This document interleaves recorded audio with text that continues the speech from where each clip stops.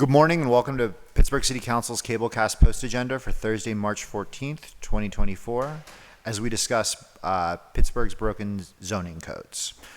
We're joined today with Nolan Gray and David Vance. Nolan is a national expert in zoning code and zoning code reform, and we're really lucky to have him as he's been spending the week here in Pittsburgh looking at what we can do to increase housing affordability here in Pittsburgh.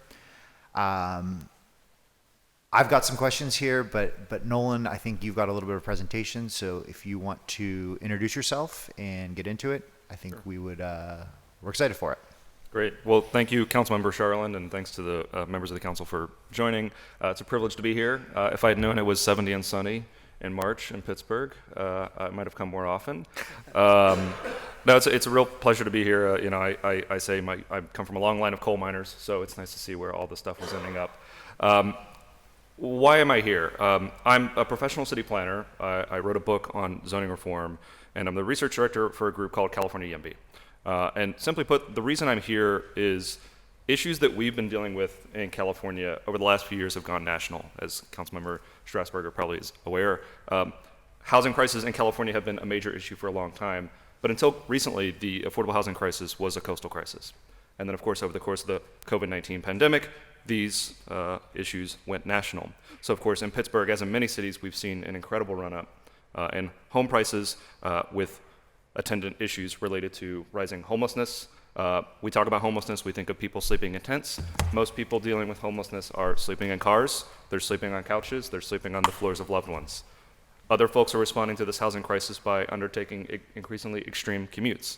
More and more Pittsburghers have to commute potentially 30 minutes, 45 minutes, an hour to have access to decent, affordable housing. They call them super commuters, but you don't want to be a super commuter. Because of this housing shortage, we're making increasingly less progress on dealing with historical patterns of racial segregation, something that, at least since 1968, we've had a shared commitment to reducing. What we're seeing is progress on this issue is slowing dramatically, and a related important equity issue is we're seeing virtually no progress on closing the racial wealth gap. So we know that access to homeownership is in many cases how we close the racial wealth gap. And as we've increasingly created fewer housing opportunities, we're seeing that gap either make no progress or in some cases worsen. In addition to the affordability and the equity issue, there's also a significant sustainability issue with the way we plan our cities. We make it very, very easy to build some of the most environmentally unfriendly patterns of growth. If you want to build a new subdivision or a new strip mall, we make it very easy. If you want to build infill, we make it very difficult. An example from my neighborhood, I always joke, Los Angeles' de facto affordable housing policy is Las Vegas. If you want an affordable home, you move to Las Vegas and you gobble up natural areas. This is a trend that's potentially happening more and more all across the country. In many cases, putting people in the path of environmental hazards, such as extreme heat, in areas where there might be more frequent wildfires or floods. So is everybody sufficiently depressed? The good news is that this policy is, in many respects, this crisis is in many respects a policy choice. As I argue, and I think many other scholars and researchers in the space would argue, these issues, in many cases, they're not exclusively caused, but they are heavily shaped by the zoning policies that we have on the books. So most people live happy, normal lives where they don't think about zoning, and I'm partly here to ruin you on that. Zoning is doing two things, right? Most people have played SimCity at some point. Zoning is breaking our cities out into different districts with two sets of rules. The first are rules about the use for any given lot, so what you can and can't build on any particular lot in terms of residential, commercial, industrial. Most people know about that, right? Most people maybe have some idea of, zoning is keeping factories away from residential facilities. In reality, it goes much more detailed than that. So we have multiple different residential districts where multiple different types of housing are and are not allowed. And really what you can understand this is a social project about what a good and correct neighborhood, what a good and correct house, what a good and correct family looks like. And you can see that from a 1950s zoning ordinance here from Wisconsin, they weren't always quite so subtle as we are today, a very clear idea of, hey, this is a particular type of household, and this is the particular type of home that we're going to allow. In addition to these use rules, zoning rules often place significant restrictions on the amount of density or the amount of housing that you can actually build. So most people know about things like height limits, setbacks, but there are also a whole thicket of rules that will just cap the amount of floor area that you can build, as I argue somewhat arbitrarily, or the number of housing units that you can have on any particular lot.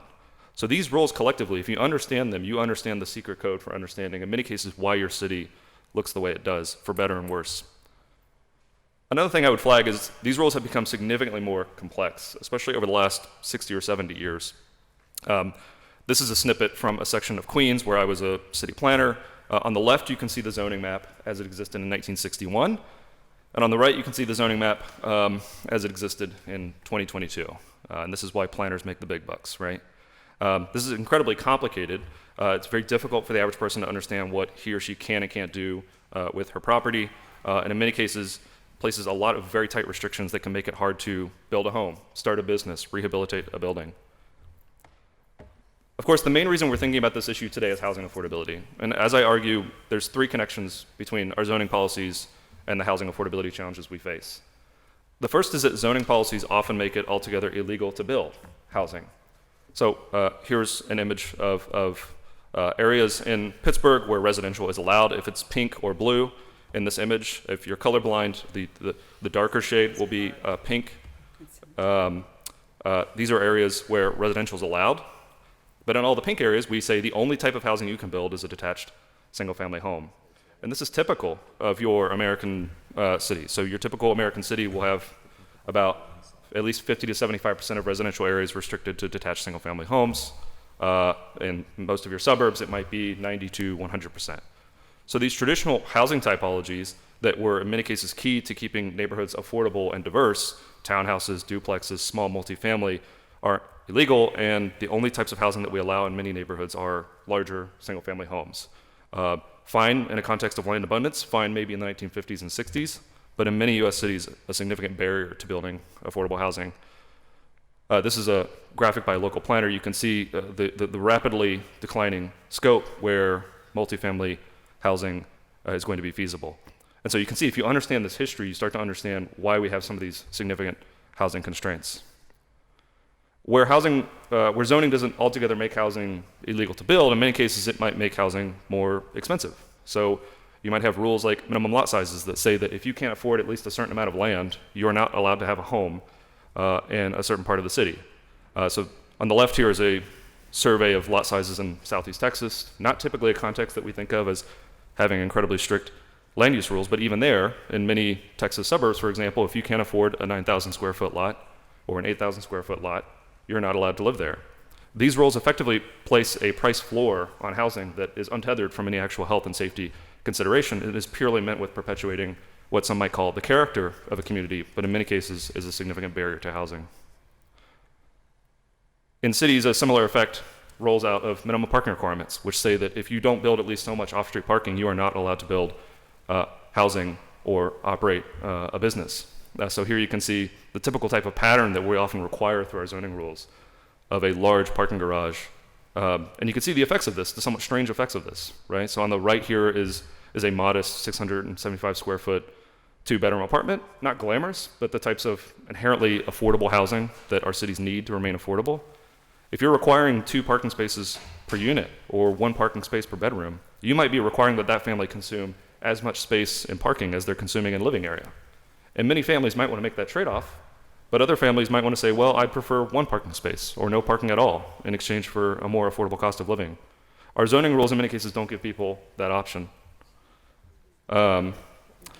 These parking rules also in particular can make adaptive reuse especially difficult. So where there isn't some sort of provision carving historic properties out of these rules, it can often be illegal to use to engage in adaptive reuse. So for example, this was from Flint, Michigan, where I gave a talk where this was a top issue. They had in many cases zoning rules that made it illegal to use some of their most cherished historic properties. If you were to start a business and have an office space or apartments in one of these buildings, you potentially might have to demolish the other to create space for parking. I would argue that this is not a good outcome for our cities. These rules are often somewhat kind of strange, right? So here's a snippet of parking requirement rules from a typical American city. If it's a tavern, you have to have 10 parking spaces per 1,000 square feet. If it's a small bar, you have to have 12 parking spaces per 1,000 square feet. And if it's a bar, club, or lounge, you have to have 14 parking spaces per 1,000 square feet. If you know the difference between these three uses, you might want to go into land use law. But in any case, these are requiring parking of uses for uses that exist to get people drunk and in a state where they presumably should not be driving. In addition to the housing affordability challenges that we face, the fact that these rules in many cases come out of explicit attempts to segregate our cities is unavoidable, right? So modern zoning emerges in the late 19-teens in the aftermath of a decision, Buchanan v. Worley. This is a 1917 Supreme Court decision where the Supreme Court struck down explicitly racial zoning. So you had a few cities across the U.S. literally saying, South Africa style, whites can live here and blacks can live there. The Supreme Court, in a rare moment of clarity on racial issues from this time period, says, okay, that's a bit much. We're not going to allow that. But what you get in the immediate aftermath of that decision is cities adopting modern zoning. Because the ability to determine what can be built where is the ability to determine who gets to live where, even if you never specify race. If you say in certain neighborhoods the only type of housing that will allow to be built is going to be expensive housing, you can effectively price out folks. You can price out moderate or lower income households, and of course that has clear racial implications. The challenge here, I think, is that in many cases, folks, especially in cities and places where I'm coming from in California, folks articulate progressive values about equity and inclusion, right? Here's an example from Austin, Texas, very progressive neighborhood in a very progressive city. We see the all are welcome here sign, very nice sentiment, the sign that started cropping up in the age of Trump to sort of counteract some of the hateful rhetoric coming out of DC. But then on the right here is a sign opposing zoning reforms that would have allowed for more affordable housing typologies in what were historically exclusionary neighborhoods. And I think people often don't see the tension between their stated values and the zoning policies that we have on the books. I want to really stress this point too, is the lady who I cited earlier has done some really impressive work on this. It's true in Pittsburgh and it's true in so many other cities. In many cases, the zoning policies we have on the book are very closely connected to the issue of redlining or deliberate attempts to support white neighborhoods and disinvest in low-income black and brown neighborhoods. Just as true in Pennsylvania as in many parts of the country, the irony of all this too, from a sustainability perspective, is we're making it hardest to build maybe the inherently more sustainable forms of housing, infill housing, housing where you might have a shared wall reducing energy consumption, or housing where a person might be able to walk or ride a bike to daily needs. We make it very easy to do precisely the opposite. And this is, of course, not just a city of Pittsburgh problem. This is a metropolitan problem for every city. Partly as a result of these rules making it incredibly hard to infill or adaptively reuse, combined with other policies subsidizing suburbanization, we've seen the massive expansion of urban areas, gobbling up historically natural areas or historic working farms. Partly as a result of all these rules making it incredibly hard to build, we've moved from a zoning system where theoretically if you followed the rules, check the boxes, you would get your permit, right? We call it a ministerial system. What we've now moved to in many cities is because you have to have a variance, or you have to have some sort of public hearing, or you have to have some form of relief from the zoning, we've moved to a discretionary system, where you have a very ad hoc, very politicized land use system. And we just know from the actual survey data and the field work that the people who show up at these meetings in many cases are not representative of the broader community. So the folks who show up at these meetings when you propose affordable housing, in many cases are likely not the people who are going to depend on the affordable housing. We know that they tend to be wealthier, they tend to be whiter, they tend to be older, they tend to be much more likely to be homeowners. And so what you get is a very unhealthy politics where folks who have far more anti-housing, anti-infill attitudes than the broader population are showing up and dictating housing policy to the detriment of some of the most marginal groups in our cities. The good news is this is a crisis that we know how to end, and I'll profile a few things that I think are most relevant potentially in the Pittsburgh case. A few proven local reforms that I'll go through here, and I'll just power through it so we can get to conversation. A couple examples. The case of Minneapolis, I think, is a really, really good comp, especially as Pittsburgh goes into a comprehensive or a general plan update. In 2019, Minneapolis used that as an opportunity to make it significantly easier to build multifamily housing along their transit corridors, mid-rise housing that absorbed a lot of that demand. They made it much easier to build missing middle or low-rise multifamily housing and starter homes in all of their neighborhoods, even neighborhoods that had historically been subject to exclusionary zoning policies. So for those who don't know, missing middle is this whole range of housing typologies. Pittsburgh is incredibly rich in examples of this. But things that are between a detached single-family home in a mid-rise apartment building. Of course, you need your mid-rise apartment buildings around transit and on your corridors, but you also need this mixture of duplexes, fourplexes, courtyard homes, townhouses. These are the sorts of small-scale incremental infill that kept cities affordable and diverse historically. You know, it's been a messy couple of years for data, as you all probably know, but the data already coming out of Minneapolis is pretty impressive. Because of some of these zoning changes, they've seen a lot more multifamily infill being built, and they're one of the only cities among their peer group that actually had rents fall over the last few years. That's pretty remarkable, right? I mean, most US cities went on a significant tear in terms of rent increases. Minneapolis alone among their peer cities saw rents fall, not just stabilize, but fall in real terms.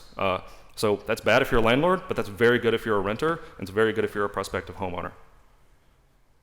Another, I think, exciting example from nearby is Buffalo. Buffalo made history in 2017 by ending minimum parking requirements, citywide, all uses. So they were dealing with this problem of it was often illegal to use those historic properties in Buffalo, and then it was often very difficult to build infill on some of the smaller lots. So what Buffalo did was they removed parking requirements. This doesn't mean no parking, but it means letting consumers decide how much parking they need and the trade-offs related to that. Here you can see, you know, Pittsburgh was really dealing with this problem, I think, to a unique degree of a lot of vacant downtown lots that were being used for parking lots. They removed these rules, and what they're immediately starting to see is infill that rebuilds the urban fabric, that provides people opportunities to live in their downtown, supporting downtown businesses, and then creates more housing choice. Parking requirement reform has really gone national in an incredible way over the last 7 or so years. Of course, the biggest news story last year, I'm sure you all heard about it, my hometown of Lexington, Kentucky, eliminating parking requirements citywide, all uses. So very exciting. I think another interesting reform in terms of getting the supply of starter homes back up and running is reducing minimum lot sizes, reducing required unit sizes, and allowing for the production of what are the next generation of starter homes. In 1998, Houston, which doesn't have zoning but has many things kind of sort of like zoning, reduced their citywide minimum lot size from 5,000 to 1,400 square feet. And what that did was that unlocked a whole bunch of sites that previously were undevelopable. So in Houston, you had 80,000 new townhomes get built, and that's a key factor in why Houston remains one of the most affordable cities for young professionals looking to buy a home. Also a major factor in why Houston has been making so much progress on eliminating on-street homelessness. Here you can see kind of an illustration, right, of how these small changes in wonky, seemingly technocratic rules can unlock a whole new supply of much more inherently affordable housing.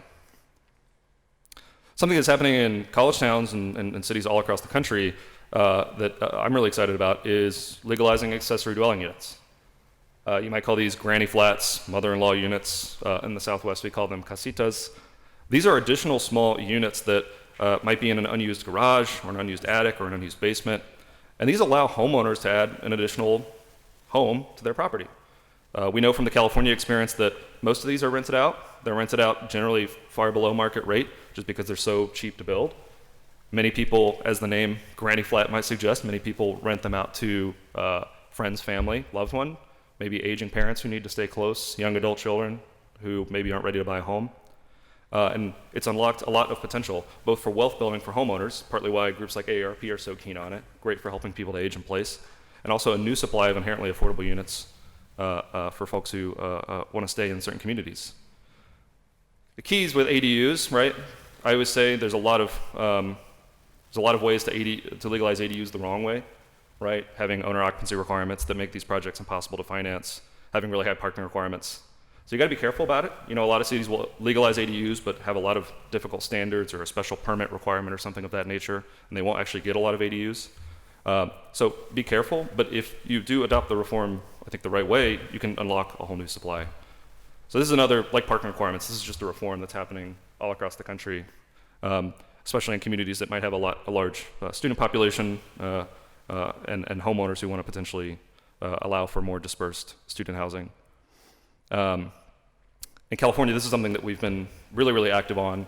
In 2016, the state legalized accessory dwelling units statewide.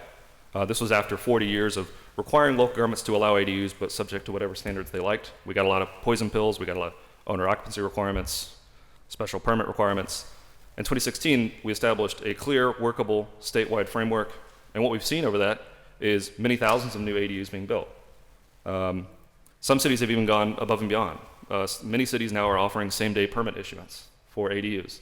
And that's really key, right? Because a lot of these ADUs are being built by homeowners. They're not professional builders. They're not professional developers. If you make the process long and difficult and costly, they're just going to walk away. But if you make it easy, streamlined, predictable, homeowners are actually very keen to build ADUs. I always joke, the way you know this program has succeeded is you pull up to any intersection in any city in California, and there'll be 3 or 4 signs. Cheap divorce, I buy ugly homes, and then free ADU consultation, right? That's how we know we've created a market where there's a lot of folks building these. In many cases, are small local infill builders and general contractors. Another success story that we've had is streamlining the process. So you might have heard about this over the last year. Our new Mayor Karen Bass, adopted Executive Directive 1. This didn't involve any change in the zoning necessarily. It just said, let's get these projects through the process. It shouldn't take 2 years for an otherwise fully compliant project to get permits. It shouldn't require multiple public hearings or a giant environmental report. We have an affordable housing crisis now, and we need to get these projects built. This is especially important for any sort of housing that's receiving federal or state subsidies, because in many cases, those application periods might expire. Projects might lose their financing. They might lose their funding. It can be very difficult, in addition to all the standard holding costs. So when Los Angeles combines this permit streamlining, just getting agencies in the room together to have a conversation when an application comes in, combining that with bonuses, we've had a huge increase in the number of deed-restricted affordable units being permitted. And there's already discussions about extending this to other forms of housing. Here's another example from South Bend. There are a lot of just opportunities for streamlining, again, that don't even necessarily involve changing the underlying zoning. So what South Bend did is they said, hey, we're going to have certain standard pre-approved plans. If you're going to build a type of housing that we all know and are comfortable with and that's maybe historically been built in our community, we're going to make it incredibly easy for you to get permits and build that housing. And again, it's these missing middle typologies that are inherently affordable to build. Exciting stuff, I think, is happening there. A quick comment on inclusionary zoning, since I know that's a live issue in Pittsburgh, as it is in many cities. Of course, I don't think anybody would disagree that we need housing coming in at all income levels. It's absolutely key. We need programs and policies for that. The challenge can be is if an inclusionary zoning ordinance is adopted as a simple mandate without commensurate funding or without commensurate density bonuses or streamlining, this can hurt the overall problem. Now, if you kick in those things and do inclusionary zoning right, I think it can actually be very constructive. I generally say carrots work a lot better than sticks, right? Provide an incentive to provide these mixed income housing projects. And if you get the incentives right, you talk to your mission-driven local builders, you talk to your service providers, they'll help you to design a program that I think can actually improve both affordability and equity outcomes without doing harm, as we see in so many cities. The key thing, right? Here's an example, right? This is an example from Portland, Oregon. In 2016, Portland, Oregon adopted a fairly strict mandatory IZ program for projects over 20 units without offsetting subsidies and benefits. And what they saw was, you can set aside 2020 because that was a weird year for permitting. But what we saw in the aftermath of 2016, once this policy came into effect in 2017, was immediate fall off in units almost exactly over 20. So we actually saw projects shifting down to 19, 18 units if they were on the margins, or if they were significantly larger, just not happening altogether. To their great credit, I think the policymakers in Portland learned a lesson from this and shifted to having this be a fully funded program. So providing property tax relief that actually offset the cost and made building mixed income housing a good deal and something that can actually be financially feasible. Couple concluding remarks here. I talk about zoning, right? That's what my book's about. That's what we're here to talk about. But I always stress this, it's necessary if not sufficient. You need other programs and policies and subsidies to support deed-restricted affordable housing. Of course, it's impossible to solve this problem if we have an acute housing shortage. But once you start making progress on those other issues, you also need programs to kick in and provide affordable housing for folks who might not be served by the market. That's absolutely key. Another aspect of this is that we have to have interventions to support the densification that might occur. So improvements in public services, better on-street parking management, when we survey people about, hey, what worries you about new development? The two things they raise by a mile, parking and traffic. Those are things where proactive planning interventions can actually mitigate that problem and avoid it potentially altogether. Safer streets and better transit are key, right? We can't just build housing and then call it a day. We have to do other interventions to make our cities work. Again, I'm honored to be here, and I appreciate the opportunity to come speak, and I look forward to the questions. Thank you. Thanks so much, Nolan. I know that usual protocol is that I give it to members first. If members will allow me, I do have two quick questions, and then we can go to you. Is that okay? I guess also at this point, I also should recognize which members are here. We've been joined by, and I'll in order of your appearance here, Councilperson Strasburger, Councilman Wilson, Councilwoman Warwick, Councilwoman Gross, and Councilman Mosley here. Thank you so much for being here. It means a lot to me. So Nolan, one of the things that and as I said to you, I was able to finish your book this morning. As I said in my swearing-in speech, I am a good student. But one of the things that I kind of wanted to dress upon right off the bat is, can we talk a little bit about how our zoning code, first off, how did zoning come to be in the United States? And second, how does zoning relate to inequality and the inequality that we're seeing now? Maybe you can give a little bit of a historical context of that. Sure, absolutely. I detail this a little bit in the book, but if you look at the history of zoning, it's in many cases an explicit attempt to segregate our cities. These issues are inseparable.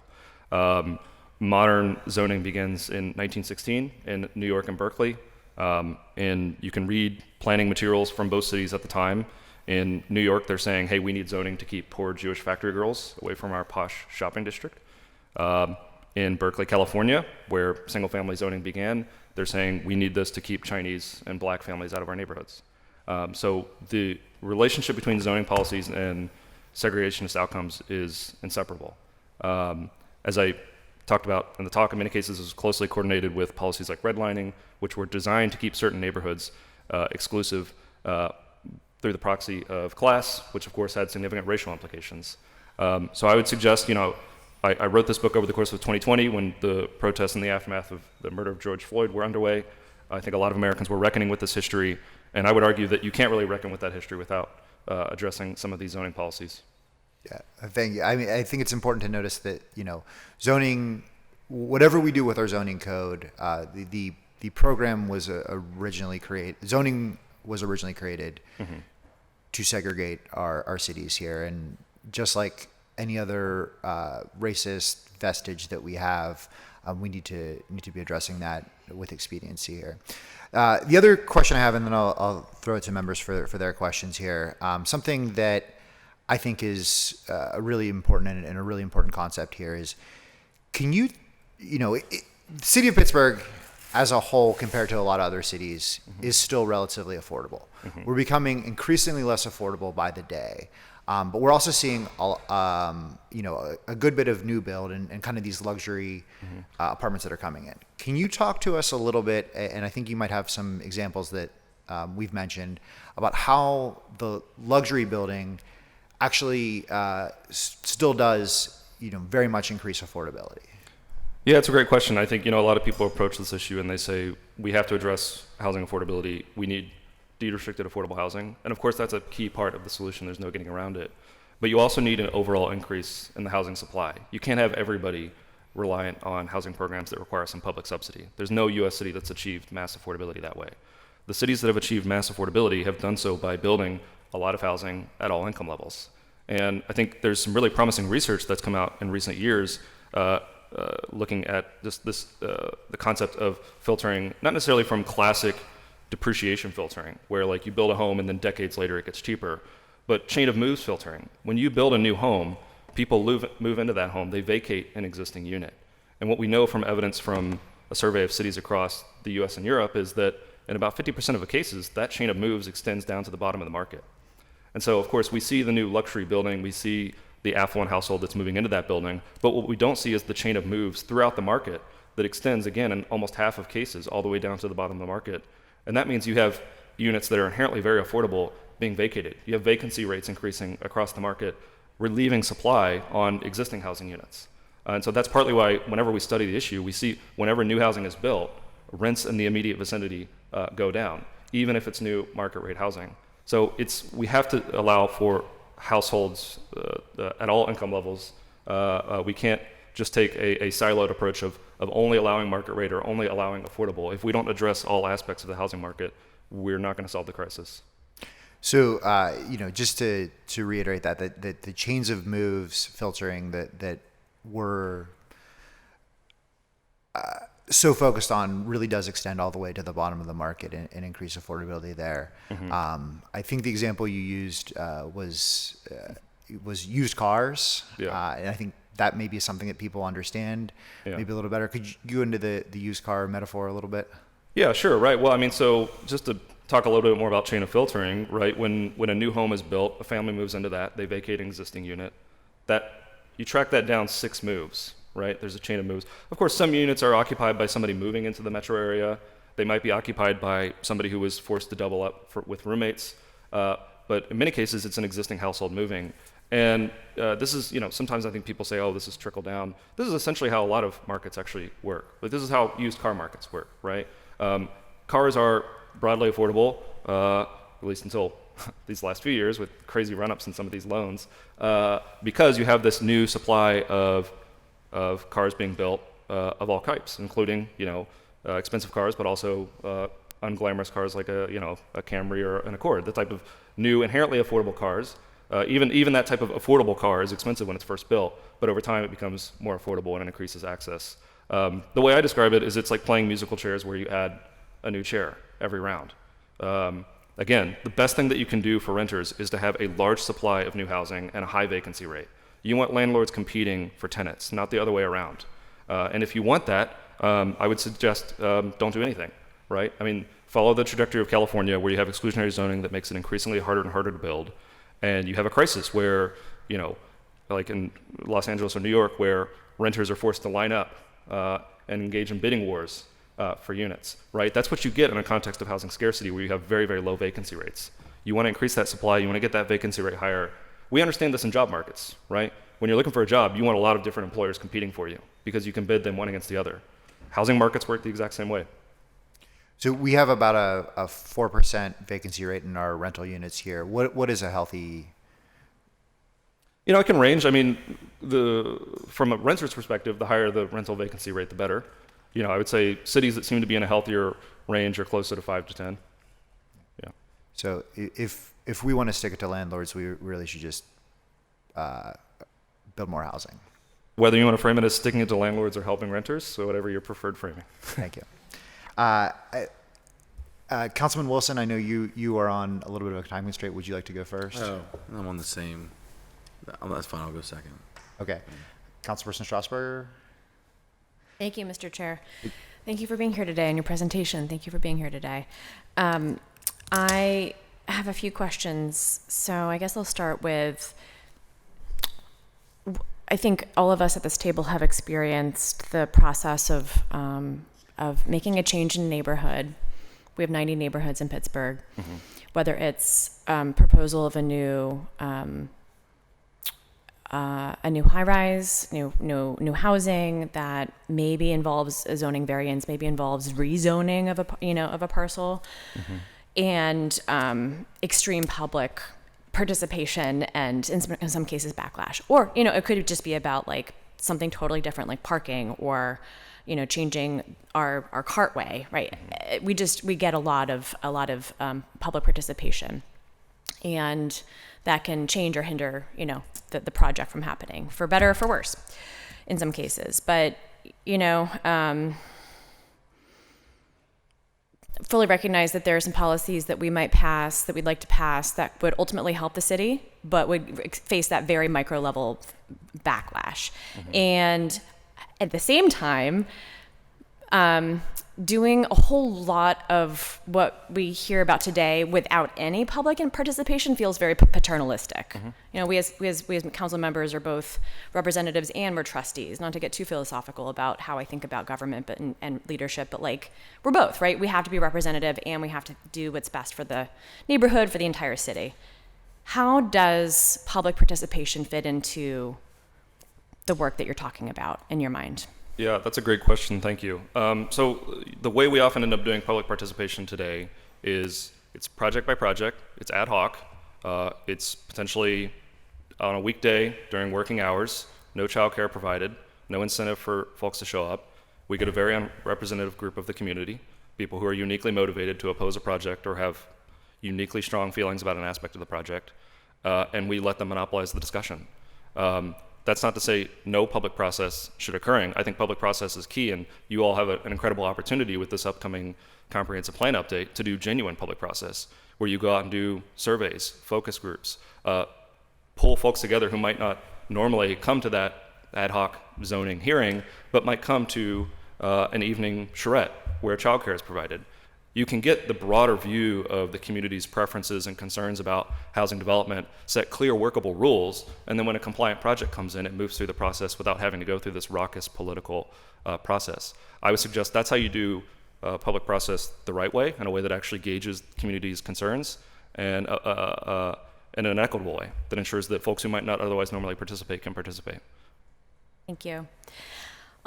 On ADUs, and I have to give credit to my colleague, Councilwoman Deb Gross, for her leadership on ADUs for the last couple of years. And, you know, I know the process continues in Pittsburgh. In California, where I grew up in the Bay Area, with the statewide ADU sort of zoning allowance, I've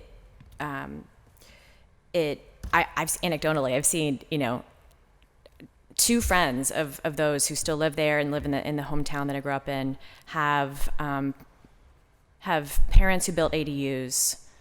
Aging parents have moved into the ADU, and the younger generation has moved into the main house.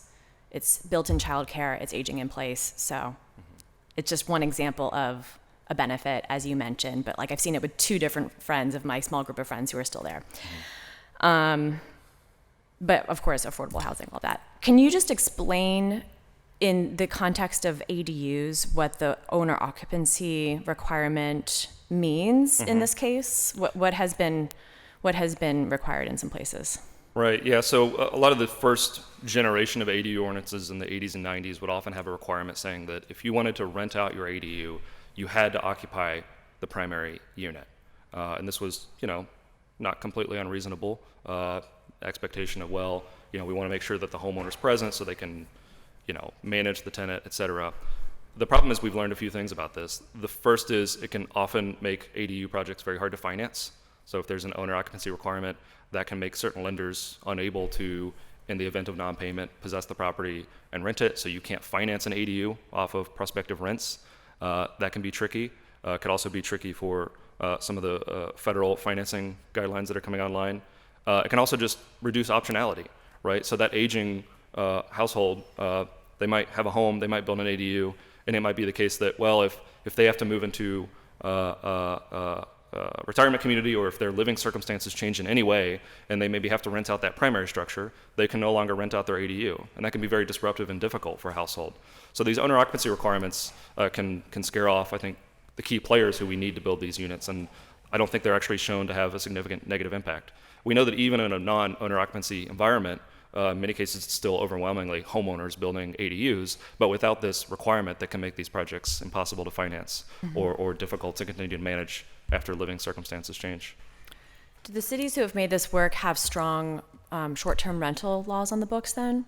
Yeah, so in California, the state legalized accessory dwelling units, but allowed jurisdictions to prohibit short-term rentals if they like. And some jurisdictions have taken up that option, others haven't. We know from the statewide data that about 8% of ADUs are used for short-term rentals. You know, it's fluid, right? I mean, I suspect that a lot of people who built ADUs thinking they were going to be these lucrative short-term rentals, you know, and then checking Airbnb over the last few years have converted those into conventional rental units or potentially guest suites. So of course, it's perfectly understandable to have reasonable regulations around short-term rentals. I think that's an issue that can and should be treated separately from ADUs. You can have short-term rental nuisance uses in a duplex or a single-family home. Absolutely, Yeah. yes. I'm interested in courtyard housing because I've heard a little bit about that locally here and that there might be some barriers. What are some of the barriers, you might not know Pittsburgh specifically, but what are some of the barriers to courtyard housing that we see or that you've seen in cities? Yeah, so I won't speak to Pittsburgh directly, but if it's single-family zoning, of course, that's just altogether not allowed. You might have setback rules or lot coverage rules that make it physically infeasible to actually build a cottage court on certain lots. Cottage courts might require homes that sit within 4 feet of the property line, and if you have a 30-foot rear setback or a 10-foot side setback or something of that nature, that can make it very difficult. Parking requirements also might be especially difficult. I would say it's case by case, and this is where it's important to talk to your planners who will have a lot of expertise on the local planning, and talk to your local builders who might be in the industry of building that, where it to be allowed, and talk to them, and you can collaborate on developing standards that work. Okay, thank you. Do you have a thought about either a split rate tax or a land value tax? Oh, interesting question. This is a little bit outside my area of expertise, but as I understand, a lot of folks have been looking into this, and Detroit's been looking into this issue to deal with the problem of, we actually disincentivize infill, because with a conventional property tax, if you build a building on a vacant lot, we tax you significantly more, but if you just sit on it and operate it as a parking lot or keep it vacant, you pay a very low tax rate. I would suggest that gets the incentives completely reversed, and I think there's potential for land value taxes. Of course, you need to be careful to make sure that you're not disproportionately affecting any particular group, but I think there's a way to do it right that gets the incentives aligned. Interesting, thank you. My last comment is just about elimination of parking minimums, and that's something that I've been working with our relevant departments on for almost a year now, and really enthusiastic about the progress that I think will be coming to Pittsburgh soon on that front. So Great. Thank you for mentioning it. Thank you, Mr. Chair. Thank you. Thank you, Councilperson. Councilman Wilson? All right, thank you, Mr. Chair, and thank you, Nolan, for the presentation. I was just, paying attention to your presentation, and some thoughts came to mind about, in relation to community outreach in terms of changing zoning. And I was wondering if there's a term for people that, there's always NIMBY, YIMBY terms out there. I was wondering, is there a term for individuals that buy homes? Maybe, they didn't originally from there, but then they really have a big opinion about, how their neighborhood should look, where they just moved in a couple years ago. Gentrifiers, I think. Oh, I wasn't. We don't have a. I wasn't trying to say that word. I was just. We don't have a cute BY term, but if you could Yeah. coin one, we'd appreciate it. Gotcha. He's No, good. because I what's that? You're good at it. You'll come up with it. Yeah. I was just trying to get to the point that I think it's an interesting scenario when you do, when you hear feedback. Pittsburgh is not like, any other city that has faced different challenges and different, types of displacement, whether it's, current displacement realities versus 50 years ago when they did urban renewals, and, a lot of different highways came through the city and uprooted a lot of families. But I think the challenge of, continued reform would be, how much do you, we're looking to spend $6 million, just like the councilperson mentioned, on this comprehensive plan. And, we're really interested to see what's going to happen in those meetings. Like a lot of the discussion that we had around, getting to funding that plan is very high level. Mm-hmm. And we really don't, I'd be hard pressed if I had a conversation with anyone that could really tell me what's going to happen in those meetings. Like, well, we're going to create something that does X, Y, and Z. It's like, okay. So I don't know. I'm being long-winded here, but I'm really curious to dig in a little more about, other cities that have been shown to be effective with their community outreach, because you have people that have just moved here 2 years ago that have a big opinion about what their neighborhood should look like. You have people that have lived here for like their family's been here for generations, and they're like very excited to see a vacant lot that they've driven past for their entire life finally have some development on it, no matter what it is, because it's been blighted for so long. But then the people who have just moved here, they want to tell them, well, you don't understand the effects of that. So it's a very interesting conversation that happens, and I see it all the time. And I'm just curious on, if you can provide an example of cities that have been successful with their community outreach program to actually make zoning reform. Yeah, thanks for the question. I mean, so this is not to keep talking about Minneapolis, but I think that they're a pretty good comp in the sense of they had a comprehensive plan update, and they used that as an opportunity to go out and do really, really robust public outreach and be very deliberate about making sure that you're talking to a representative cross-section of the community and not just the usual suspects who show up and monopolize every meeting. So the comp plan update, that's an opportunity to do that, to get a general consensus around what a form of future growth that everyone can live with might look like, and then implementing rules to that effect going forward without having to constantly need to have follow-up public hearings and engagement, again, where folks who might have unusually strong preferences are dictating policy that affects everybody. We often, try to make some moves here at council to satisfy the needs of the city. And, recently every member here has sponsored a bill that just passed the city planning with a unanimous vote to make attached housing by right in any zoning district in the city. So that was done without community like it didn't start at the planning commission. So there wasn't this initial, it wasn't part of the comprehensive plan. It wasn't this initial planning, but it was something that apparently all met, everyone here thought that it should be a change we should make immediately. And I think the struggle is to understand how many more of those we should make immediately as well. And whenever I turn on 90.5, because that's where they would have some unique stories about, maybe locally, but also on the weekends and afternoons, there's other programs, but they do other, I've listened into other, segments where they're talking about other cities like Minneapolis and other cities that have done different zoning reforms. And what I found most interesting is when you actually look into the data, this one program was claiming that the most successful development that came about, the most successful zoning change that allowed development that took advantage of that zoning change was units of, the sweet spot was like a 12-unit apartment building. And I think we think of at least from my angle, I'm like, okay, maybe we start here, then we go here, then we go here. We keep notching it up.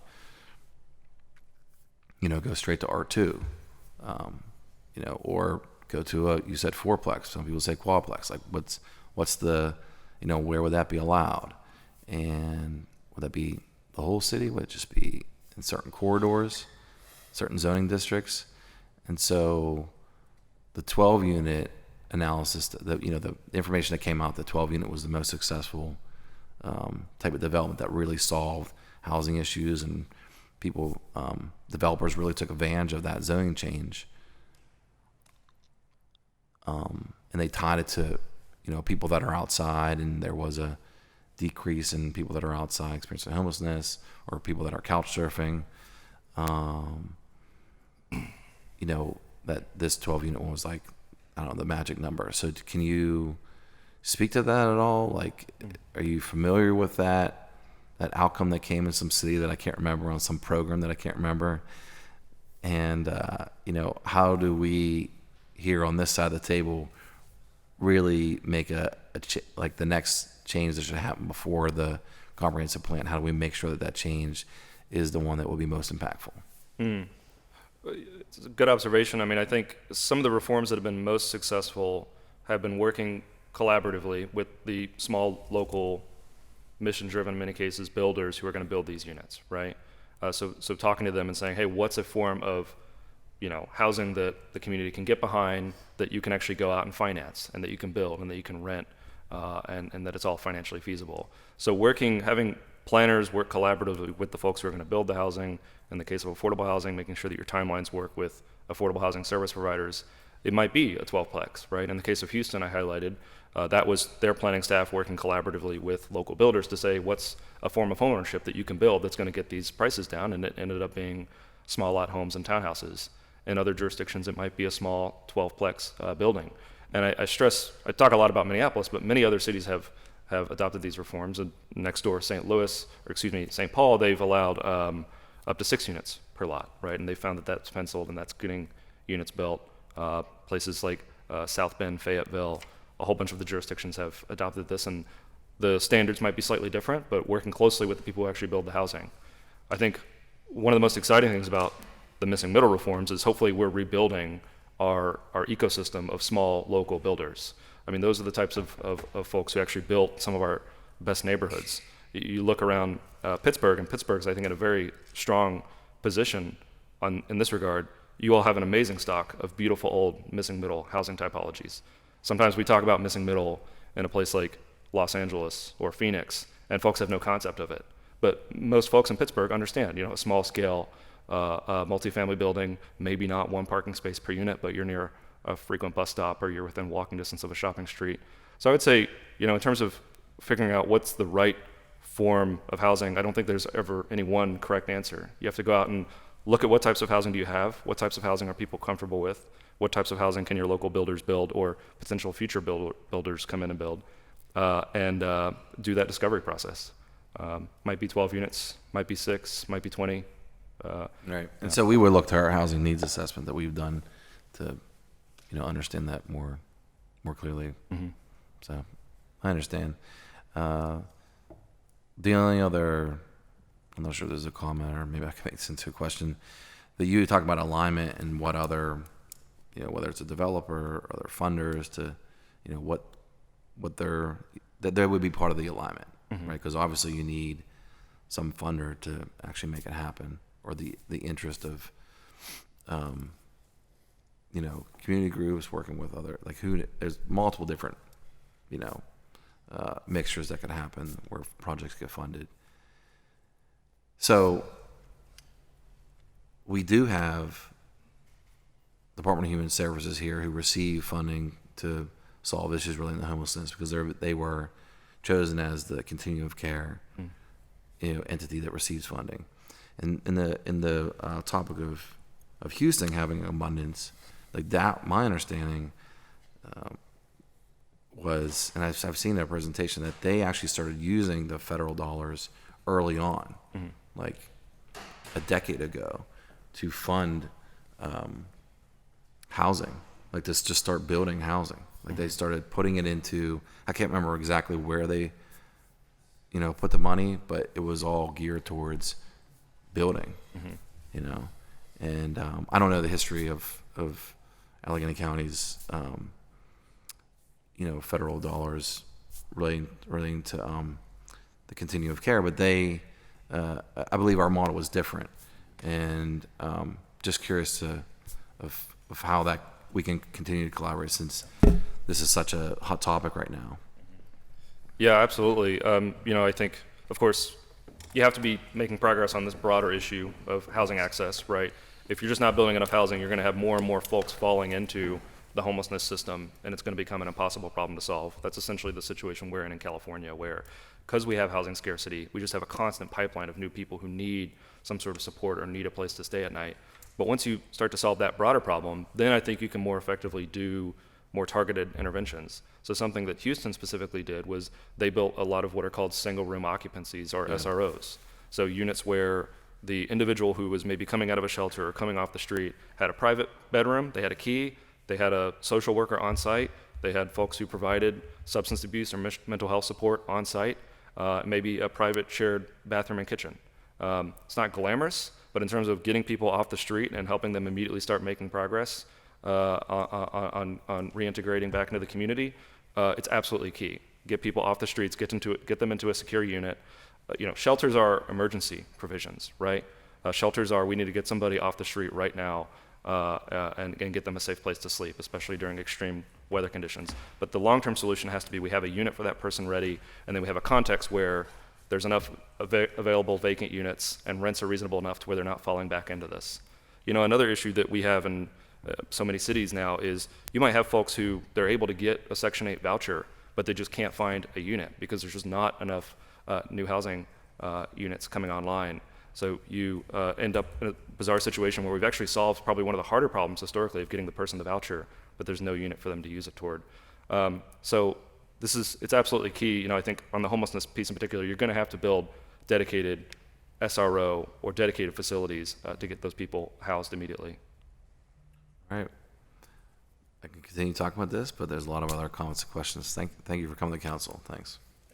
Thank you, Councilman Wilson. Next up, Councilwoman Warwick. And I'm supposed to say this. We've been joined by Councilman Coghill here. Great, thank you very much. I do just want to quickly say, because I had seen our zoning administrator on the list of invites, and so I was wondering, and I guess there was a scheduling snafu. Yeah. So I just saw him walk in, so that's great. I guess there was a zoning board of adjustment hearing, so ironically. At any rate, good. So I'm glad he's here. I don't know if you want to invite him to the table, or If you'd like to come up, Mr. Lemon, at any rate, so I guess, so my initial question is, so a little bit just to kind of start off about the kind of YIMBY, Councilman Wilson said it, so I'll say like the YIMBY movement.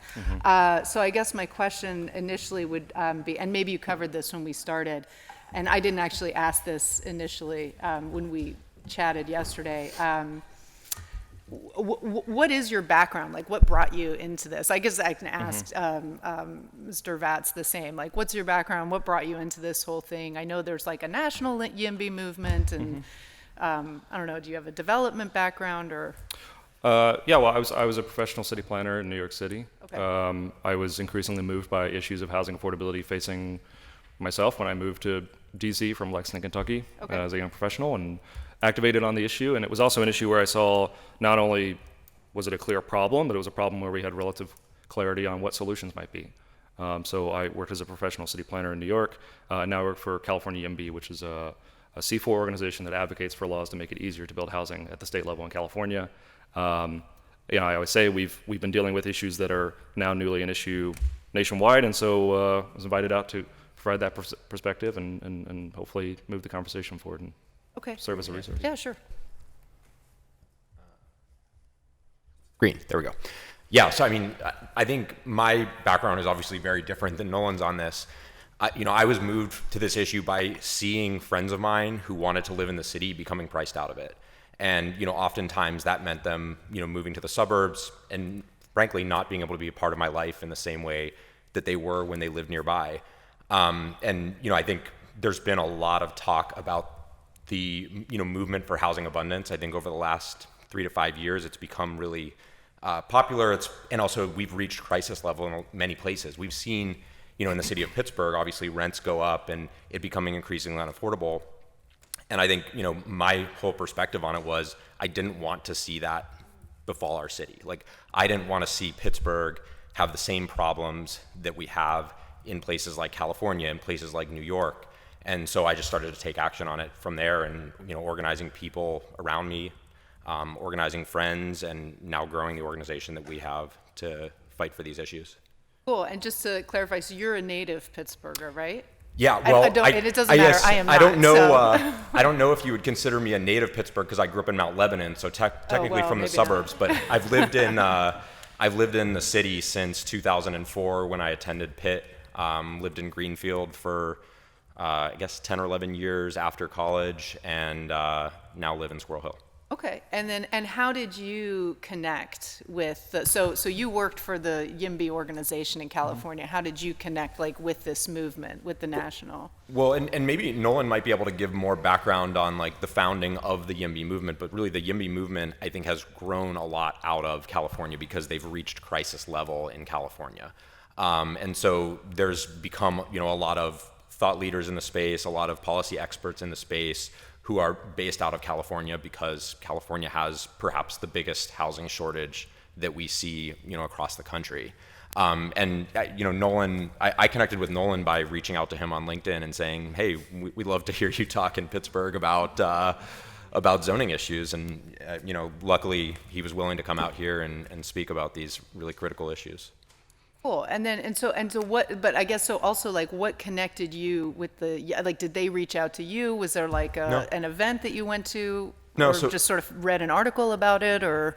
Yeah, I started reading about the movement, probably back in 2017 or so. And then, over time, I think especially as I was now starting to have personal experiences with friends being priced out of the city, there were a few things that were happening where there was talk about the Oakland rezoning, and I think that was really when I decided, hey, I should start organizing around this. This is an important issue. And when I hear these meetings, all I hear is people saying, no, we don't want more people. We don't want more housing. And I felt that was wrong. I felt we do want more people. We do want more housing. We do want more neighbors. These are the things that make our city more rich, and it's what makes our city a great place to live.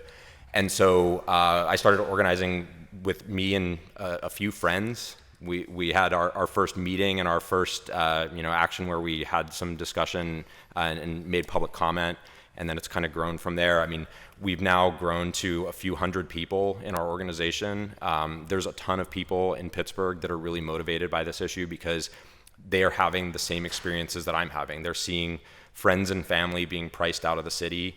And we don't want that. We want to see a city where people can afford to live here, people can live and work in the city, they can, go to our local businesses and all of that.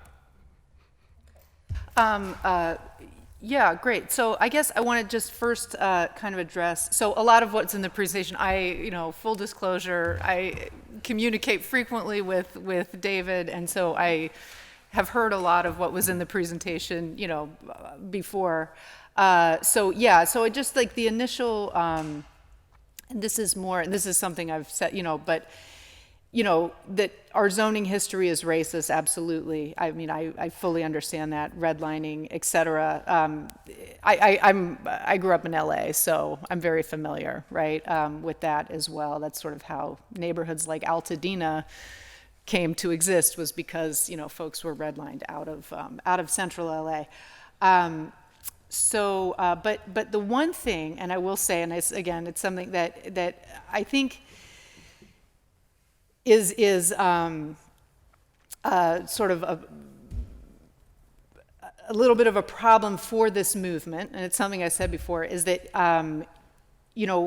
while the sort of ground argument is this racism and marginalization of people is the reason why we're here today, in the movement itself, you're not really seeing or hearing the voices of those marginalized people that, we're advocating for. So I think that, and of course, the irony there is that, as you were saying, who has time to go to meetings? Who has time, the NIMBYs do, right? Well, who has time to organize around zoning, and who has time to, sort of, folks who, I don't know, maybe have come from California or whatever, have, disposable income, can hire a babysitter, can, get involved in this. So that is something I would say just more as a recommendation, because there are good things in here, right? And lots of, and that is, I think, why folks like David have the ear of council members, is because there are lots of good ideas. But I do think that as a movement generally. I mean, I can't really speak to the national movement, but certainly locally, I think if there was some coalition building and stronger connections with the common ground in the the world of housing advocacy for the people who are and I think about things like the rental registry, and these are things that Pittsburgh can't do, like rent stabilization. That is not something that Pittsburgh is able to do, like under state law, right? And protections around folks who have vouchers, right? Where or eviction protections. So while that is not zoning specific, and I get that each move, right, like organizations have very specific focuses, right? But in order to build coalitions that are representative and sort of moving forward on a bigger scale with things like this, if you coalition build with other groups and and I know that's something that Pro Housing, for example, is working on, but I don't think it's quite there yet, which makes it a little bit difficult, when we have these conversations to kind of find the trust that we need. But I will say that you did mention that, right? So you did mention about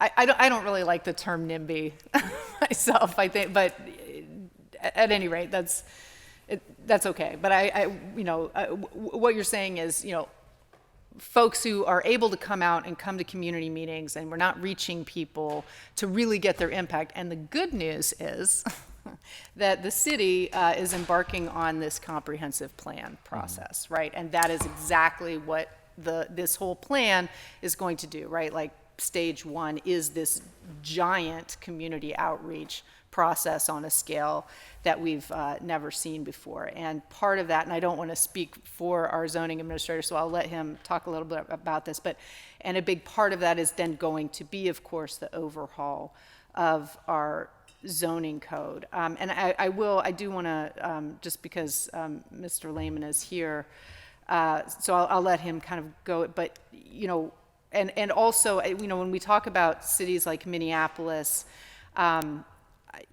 it does definitely feel like Pittsburgh's like a little bit, like not a little bit, but quite a bit behind.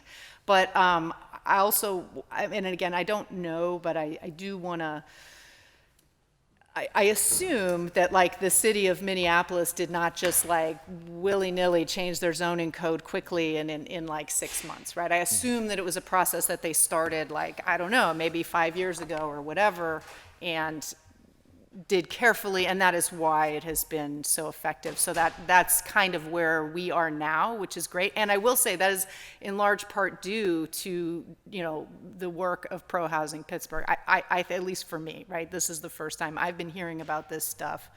I mean, I'm a new council member, so I can't. But at any rate, so that's good.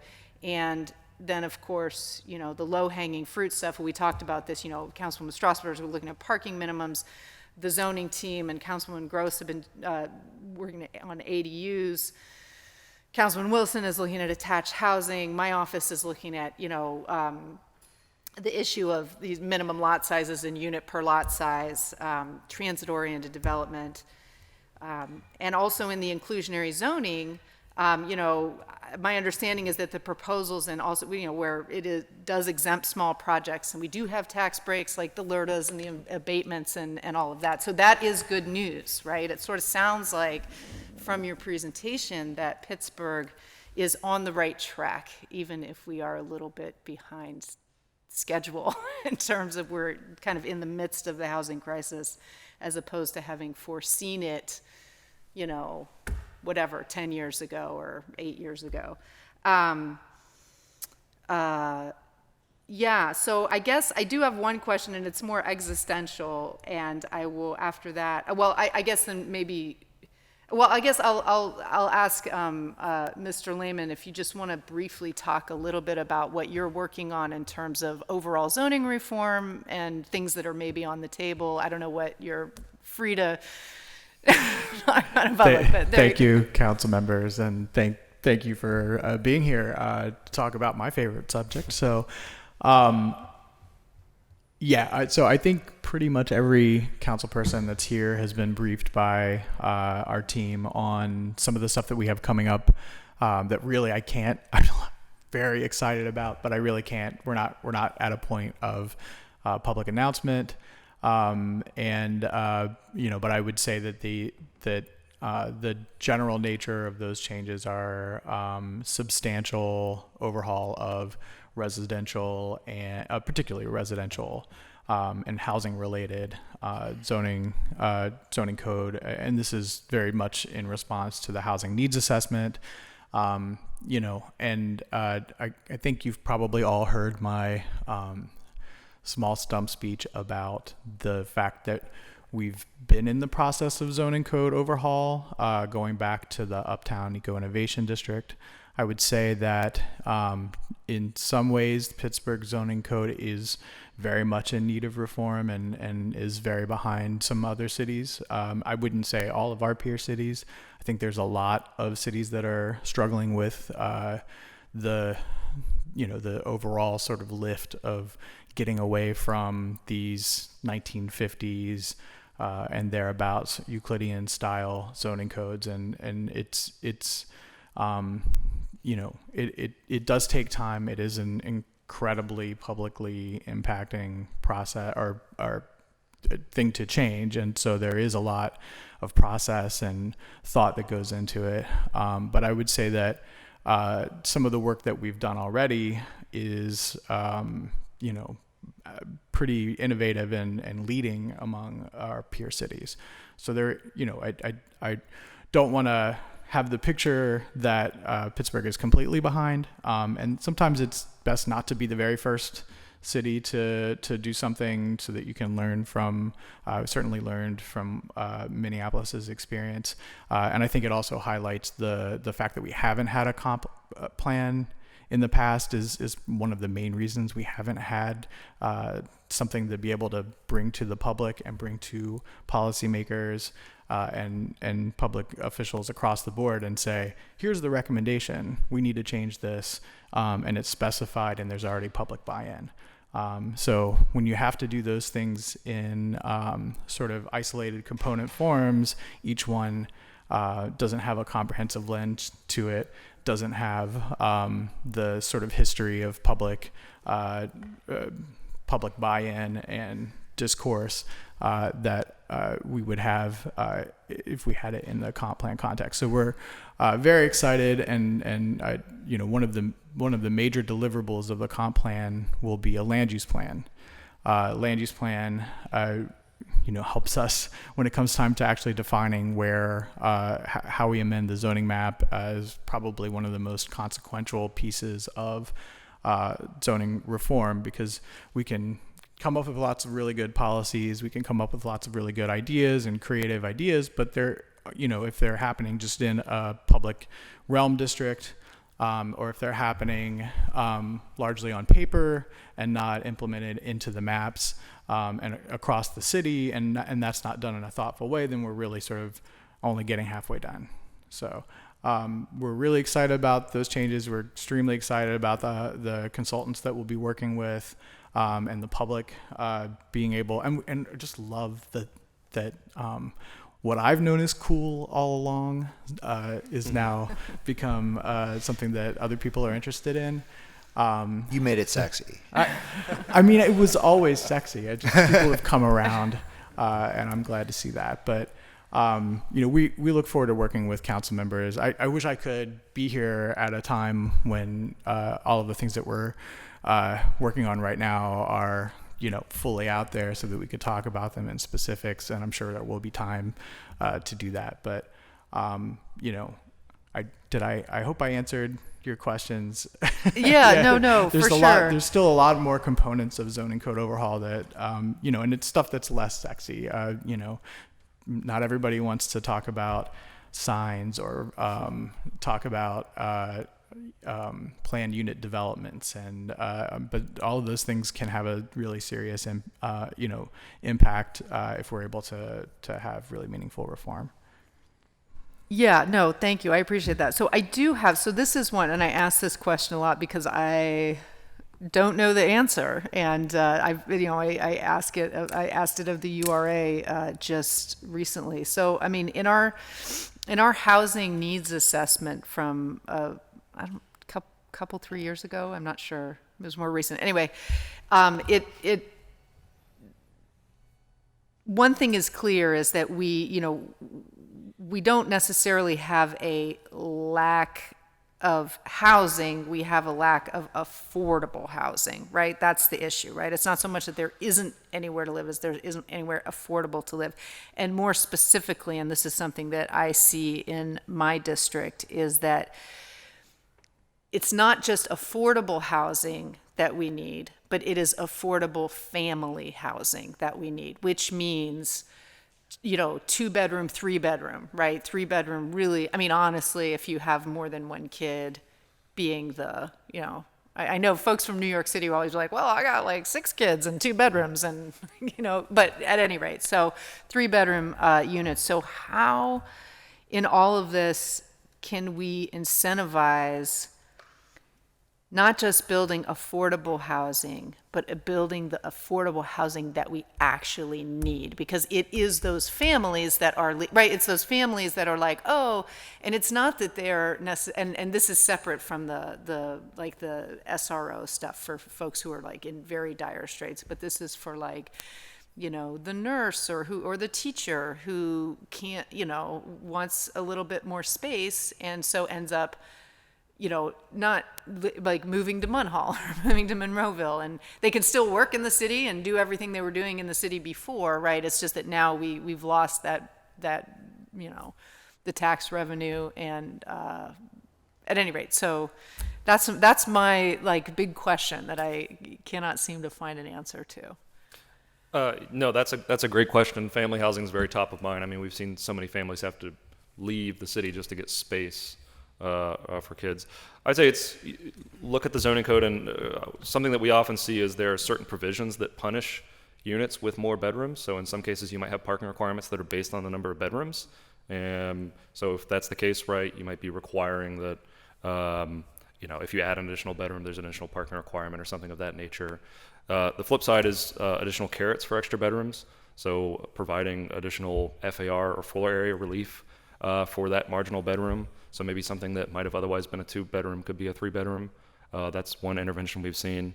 I would say too, also, a subtler element of this is in many cases you might have a shortage of studios and 1-bedrooms where you might have had 2 or 3 young professionals doubling or tripling up, vastly outbidding a family for a 2 or 3-bedroom home, who if there was a studio or 1-bedroom, they might have moved into that, vacating that unit and relieving some price pressure on that unit.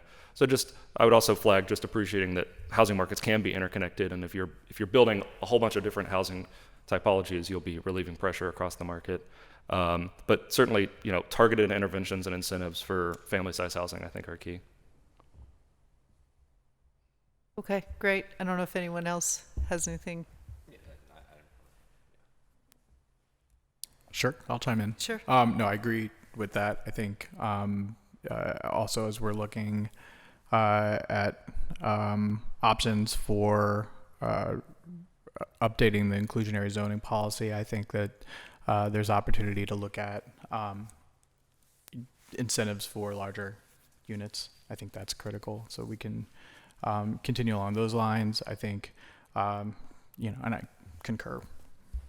I think and correct me if I'm wrong, maybe the PHFA, when you're going for these big awards, my understanding is that it's by unit as opposed to by bedroom. So it actually, like, if the more units you have, the more likely you will get the award, and therefore it, almost, in order to compete, you need to pack in units, and maybe, I don't know how we would get that changed too. Maybe talking with our colleagues. Lobby day, right, to get that changed to bedrooms as opposed to units, right? Like, at any rate, so. Go ahead. I was Yeah, please. just going to comment on, kind of like following from what Nolan was saying. I think like we had a good example of this in our neighborhood with the proposal for the Irish Center, where there were a lot of people that were opposed to that project But then there was a lot of people also saying, this is a neighborhood where we actually need downsizing opportunities. We need things like that would open up, single family homes likely that could house families that are, potentially being occupied currently by empty nesters who might want an option to be able to downsize and stay in their neighborhood. But we build very, very little housing like that in Pittsburgh right now. So just like a local example that I think kind of highlights that, how do we get more family-sized housing? Sometimes it's providing options for things like downsizing and things of that nature. Right. Yeah. I mean, just to, because I know we've talked about this before, and that is certainly the case, but there is also, just to clarify, the case where you have and I speak specifically to like Hazelwood and Greenfield, where you have older adults, but they have kids living at home, but they have multiple kids living at home. So they have kids and grandkids. So it's like for that, like where the family house, right, the house of the senior is a house for not just this, right? That's not like everyone could just move out and then that senior could then take on a new mortgage, right? Like, so there really isn't an option for them to sort of give that house away and then take on a mortgage. You see what I mean? So that's where we need, in order for those families to stay in the neighborhood where they've lived for generations, they really need that family housing in the neighborhood. Otherwise, again, I think that's always the scenario. We kind of have this weird image of like, people are moving like they somehow disappear. They don't. They just move to Munhall, right? So they're like 15 minutes away, which is, it's a bummer for the families, but it's the city that's losing that. I mean, and people really do want to stay, like they've lived in Hazelwood, they lived in Greenfield for generations, right? And this is really the first generation. I see a lot because I happen to have Lincoln Place, right? So, which is like still in the city, but like so many of my Greenfield who have like been in Greenfield forever, now their kids all live in Lincoln Place or Munhall or whatever. So it is really to keep those families here in Pittsburgh and keep that income here in Pittsburgh. It's really creating the family units in addition to the parental unit, because there may be still other family members, a cousin or an uncle or whoever who's still living in that sort of core family home. At any rate, thank you very much. I appreciate, this is all super interesting stuff. And I really want to commend David, because you are tenacious and, and I've liked getting to know you, and, this is important stuff. And I'm glad that it's sort of come to because this is something big that this council and the city can do. Where we can't, we don't live in a world where we can where the federal government will just fund social, like just give us the money, which we know we have, to just build the housing for people that we know we need. And so we're sort of stuck kind of trying to find every tool in the tool, I was going to say the tool book, but it's not a tool book. Tool shed? Toolbox. Thanks. So thank you for that. Yeah. Thank you, Councilwoman Warwick. And, it should be noted that a good bit of these problems came from the federal government. So they do bear some obligation in rectifying them. That being said, Councilwoman Gross, I think you've got some questions here. You've got some data in front of you. You can just tell by my piles of paper, but yeah, if we leave you here much longer, you're just we're not gonna see you exactly again. Right. So as if you know me, you know that basically the paper just follows me. It comes with me. I'm like, we need to get your your questions while we can still see you. Exactly. So thank you all for being here. I had a pleasure of chatting at length on some of these topics with David a few weeks ago. So I appreciate it, and I think at the recommendation of Councilman Kahari back in December, when we were having lunch, I did purchase your book on Kindle and admittedly only mostly skimmed through it, so don't quiz me. So I appreciate you being here. It was a nice surprise. And there are, as David and I kind of recounted in our meeting, there are lots of places where I really, we agree on issues like ADUs. I'm glad that Councilwoman Strasburger brought up short-term rentals along with that, so I can kind of skip over those topics. And we've talked about minimum lot sizes. We've talked about car requirements, which I think we really have more work we can do, and I'm grateful that Councilwoman Strasburger has been leading that with the administration. And I texted Councilman Charlin a little bit. That's how we, for the public doesn't know, that's how we pass notes at the table. And I said, I wish we could put you in a time machine and take you back to like Orlando in 1980. So I lived, my family moved when I was in high school in the 1980s to Orlando, and you saw the population double and triple and all that suburban sprawl and all of those giant lot lines that you mentioned, and it just goes on and on. That kind of shot that you had in your presentation, an aerial shot. If anyone's ever flown into Florida, that's just all you see. And so I think your book is really written for those places. And so when we really dig in to look and see kind of like, well, which parts of it do apply to Pittsburgh and which don't?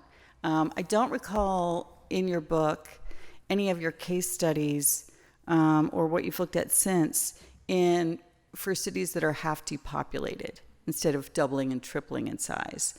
Because those are radically different challenges.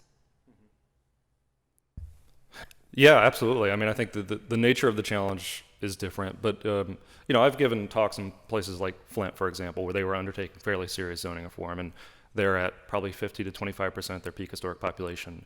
The reason why they were having this conversation was even in a context where maybe in pure unit terms they might have had enough housing units. Maybe those housing units were in the wrong places or not of the type that served households as they exist today. Or not in areas where there's opportunity today, or they had many historic properties that couldn't legally be adaptively reused. And so even in that context, they were having a conversation of, are our zoning rules in tension with maybe how household housing consumption is shifting, or are they in tension with the existing housing stock that we've inherited? And so even there, in a place like Flint, I thought that there were really important zoning reforms that had to be undertaken. And I would say even, of course, Pittsburgh, we're operating in a context right now of being well below peak historic population, but the fundamentals are really great 50%. For Pittsburgh, right? 2 amazing schools, many amazing schools, amazing industries, beautiful scenic. Well, don't believe me. You don't need to give me the pep talk on Pittsburgh, right? So we understand the bonuses, but the reality is that we keep declining in population. So one of the points I wanted to clarify is that I think it was mentioned kind of offhand, Pittsburgh is, dramatically underproducing housing. And yet there's something like 10,000 units that have been produced in the last 10 years, which after dramatic a loss of 50% of the population, right, for decades, going from, near 700,000 to 300,000. We were 350,000 in 2000. Nobody was building anything anywhere.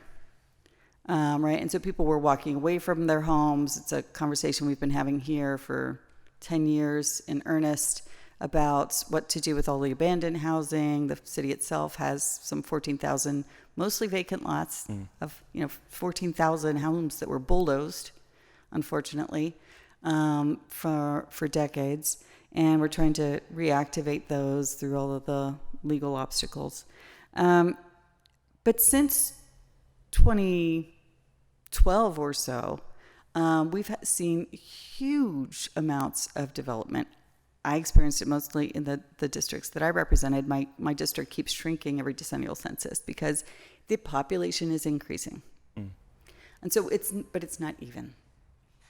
And I also wanted to acknowledge, before I overload you too much, that so we have built out, again, at least 10,000 units. There was just a building that opened technically in Polish Hill and Liberty Avenue has 500 units. You can see dozens of the ones that are 300 units each in the Strip District in Lawrenceville.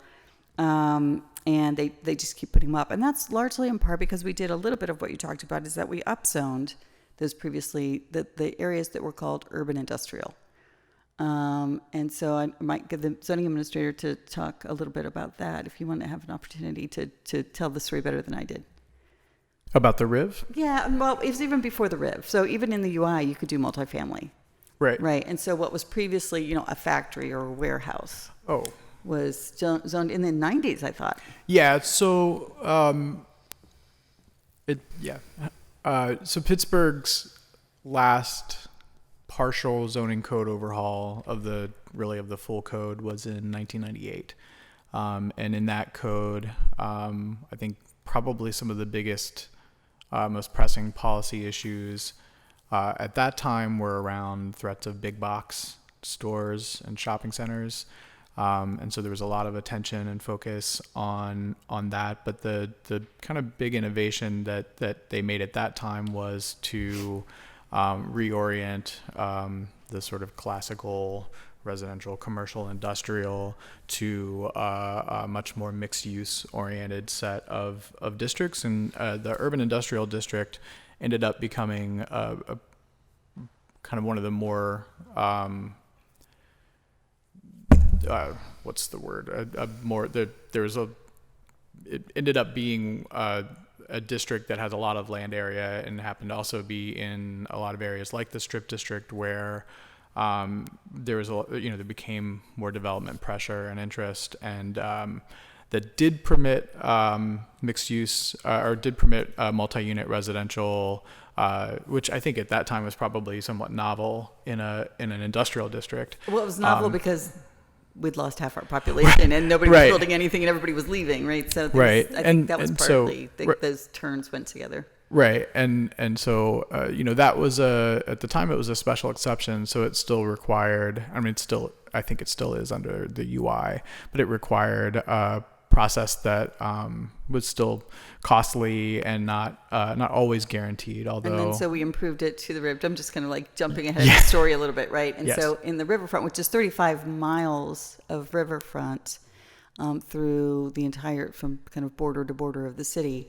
And the neighborhoods adjacent to those riverfronts where there was historic industrial sites, but also with very, very densely crowded, like 1860s, 1870s, below 1,400 lot lines, right up against those empty sites. So jump to the RIV. Yeah, so with the RIV, that was probably the next largest zoning code overhaul that we've undertaken, and it really is kind of it's what was the model for the Oakland rezoning, which brought us our first new mixed-use zoning districts, which again, it's part of that zoning code reform. And in the RIV, it was a very substantial amount of the area of the city, and also in areas where there had been and continues to be a lot of development interest and pressure, and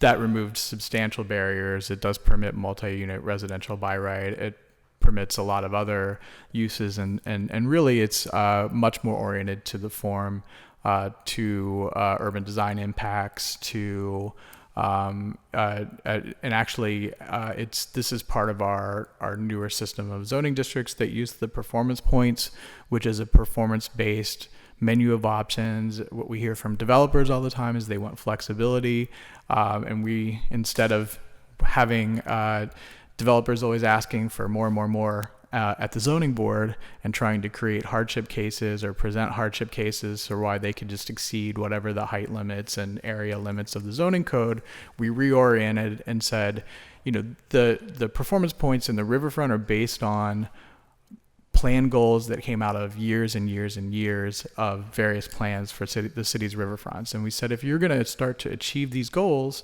we'll give you points, we'll give you the ability to increase the height of your development, or maybe you can encroach into the riverfront buffer, and so it changed the paradigm from being about having somebody come in and say, well, I have a land-based hardship, and so I get to exceed the zoning code's kind of basic parameters, to saying, we're going to go out and provide affordable housing, or we're going to exceed the energy standards, or we're going to exceed the stormwater management standards for the city. And because of that, now we're going to be able to exceed some of the basic height and area parameters.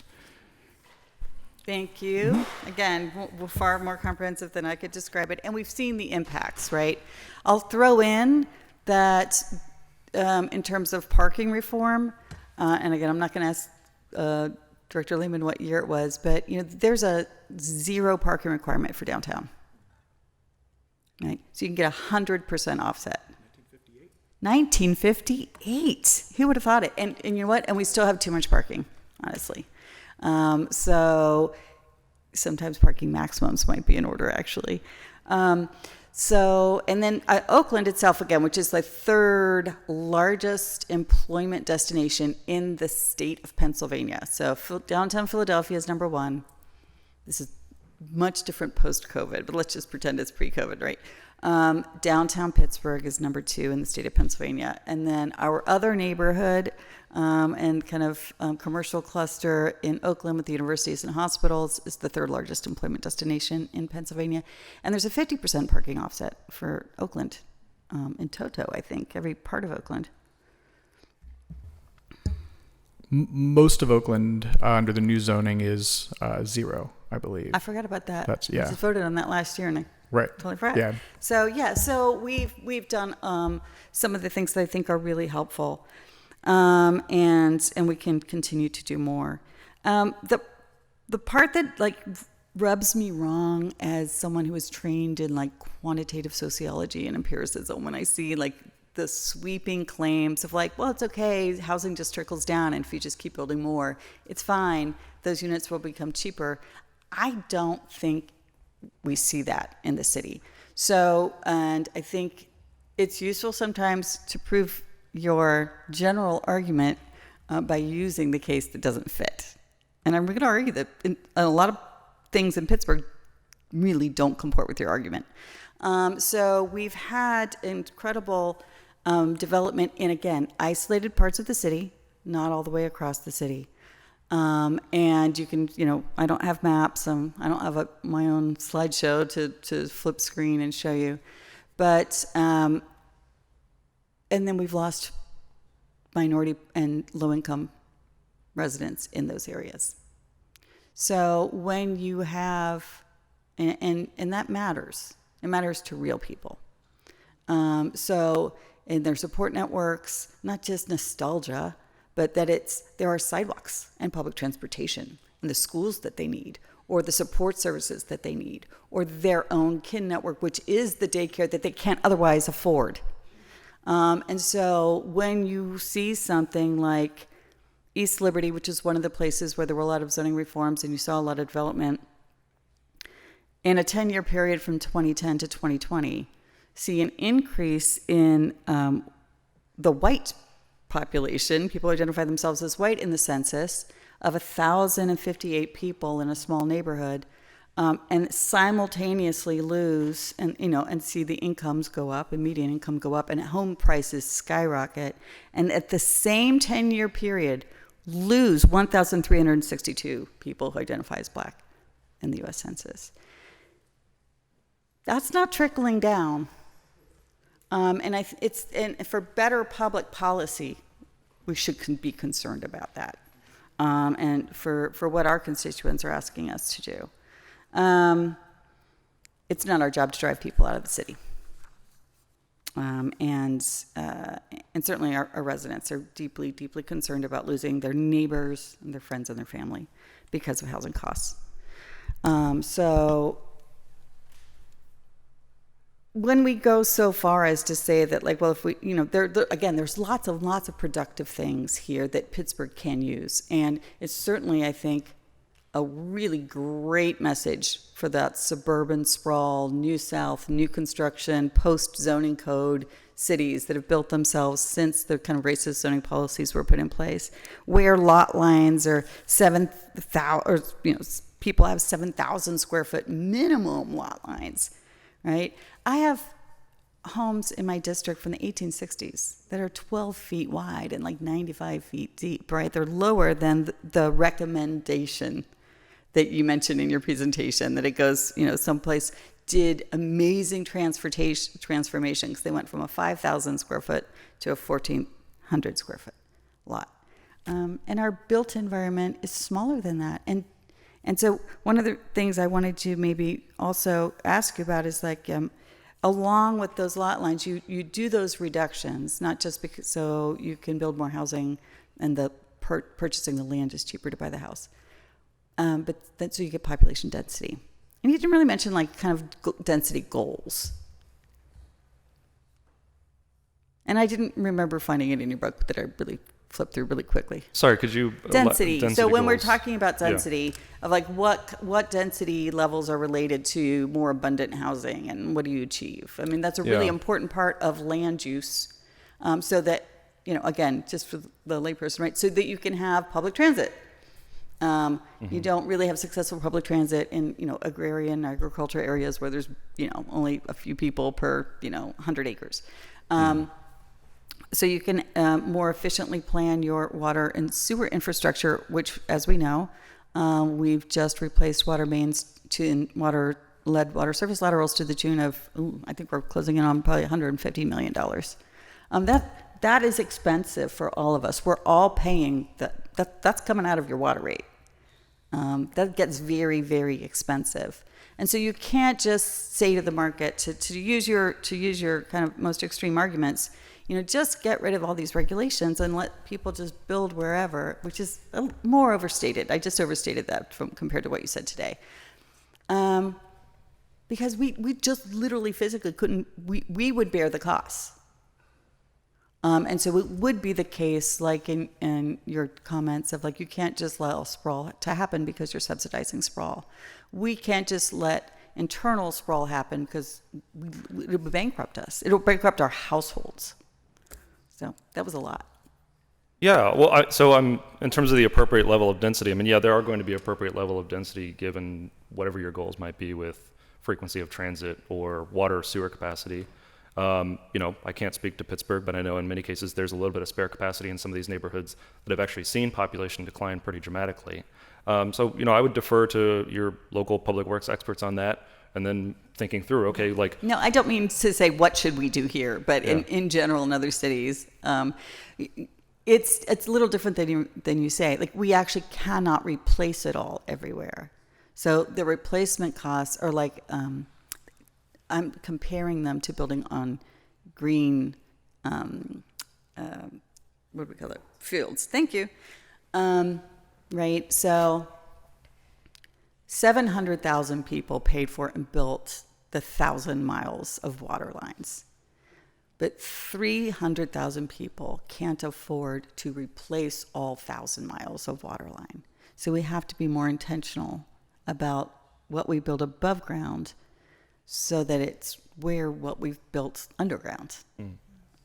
So thank you, Sir Director. Jump in. Sure. I would say, one thing that we're thinking about in Pittsburgh and where is, really see a lot of opportunity, within the existing infrastructure footprint that we have is, the concept of soft density, which not a term I love, frankly, but it's a term that people have started to understand, which is to say that, if you look at the communities that we all cherish in Pittsburgh, because we were built for 700,000 people and not the number of people that we have today, you see, and because of the time period that Pittsburgh was built in, pre-zoning code, most of it, you see building typologies or types that are diverse in all of our communities at all of the different scales, and the scales tend to vary by lot size, and that tends to vary by the time period that it was developed and the location within the city. But what you'll see consistently through our historic built fabric is a hodgepodge of different types of uses and scales, even if they're all within, around 3 to 4 stories, You see buildings that people, just see as part of the background and part of the fabric of their community. So you see townhomes, you see quads, you see triplexes and small apartment buildings and individual single-family homes all mixed together, and that's part of what makes our neighborhoods have the diversity of character and diversity of place and diversity of population too, because within those different typologies you have different levels of affordability.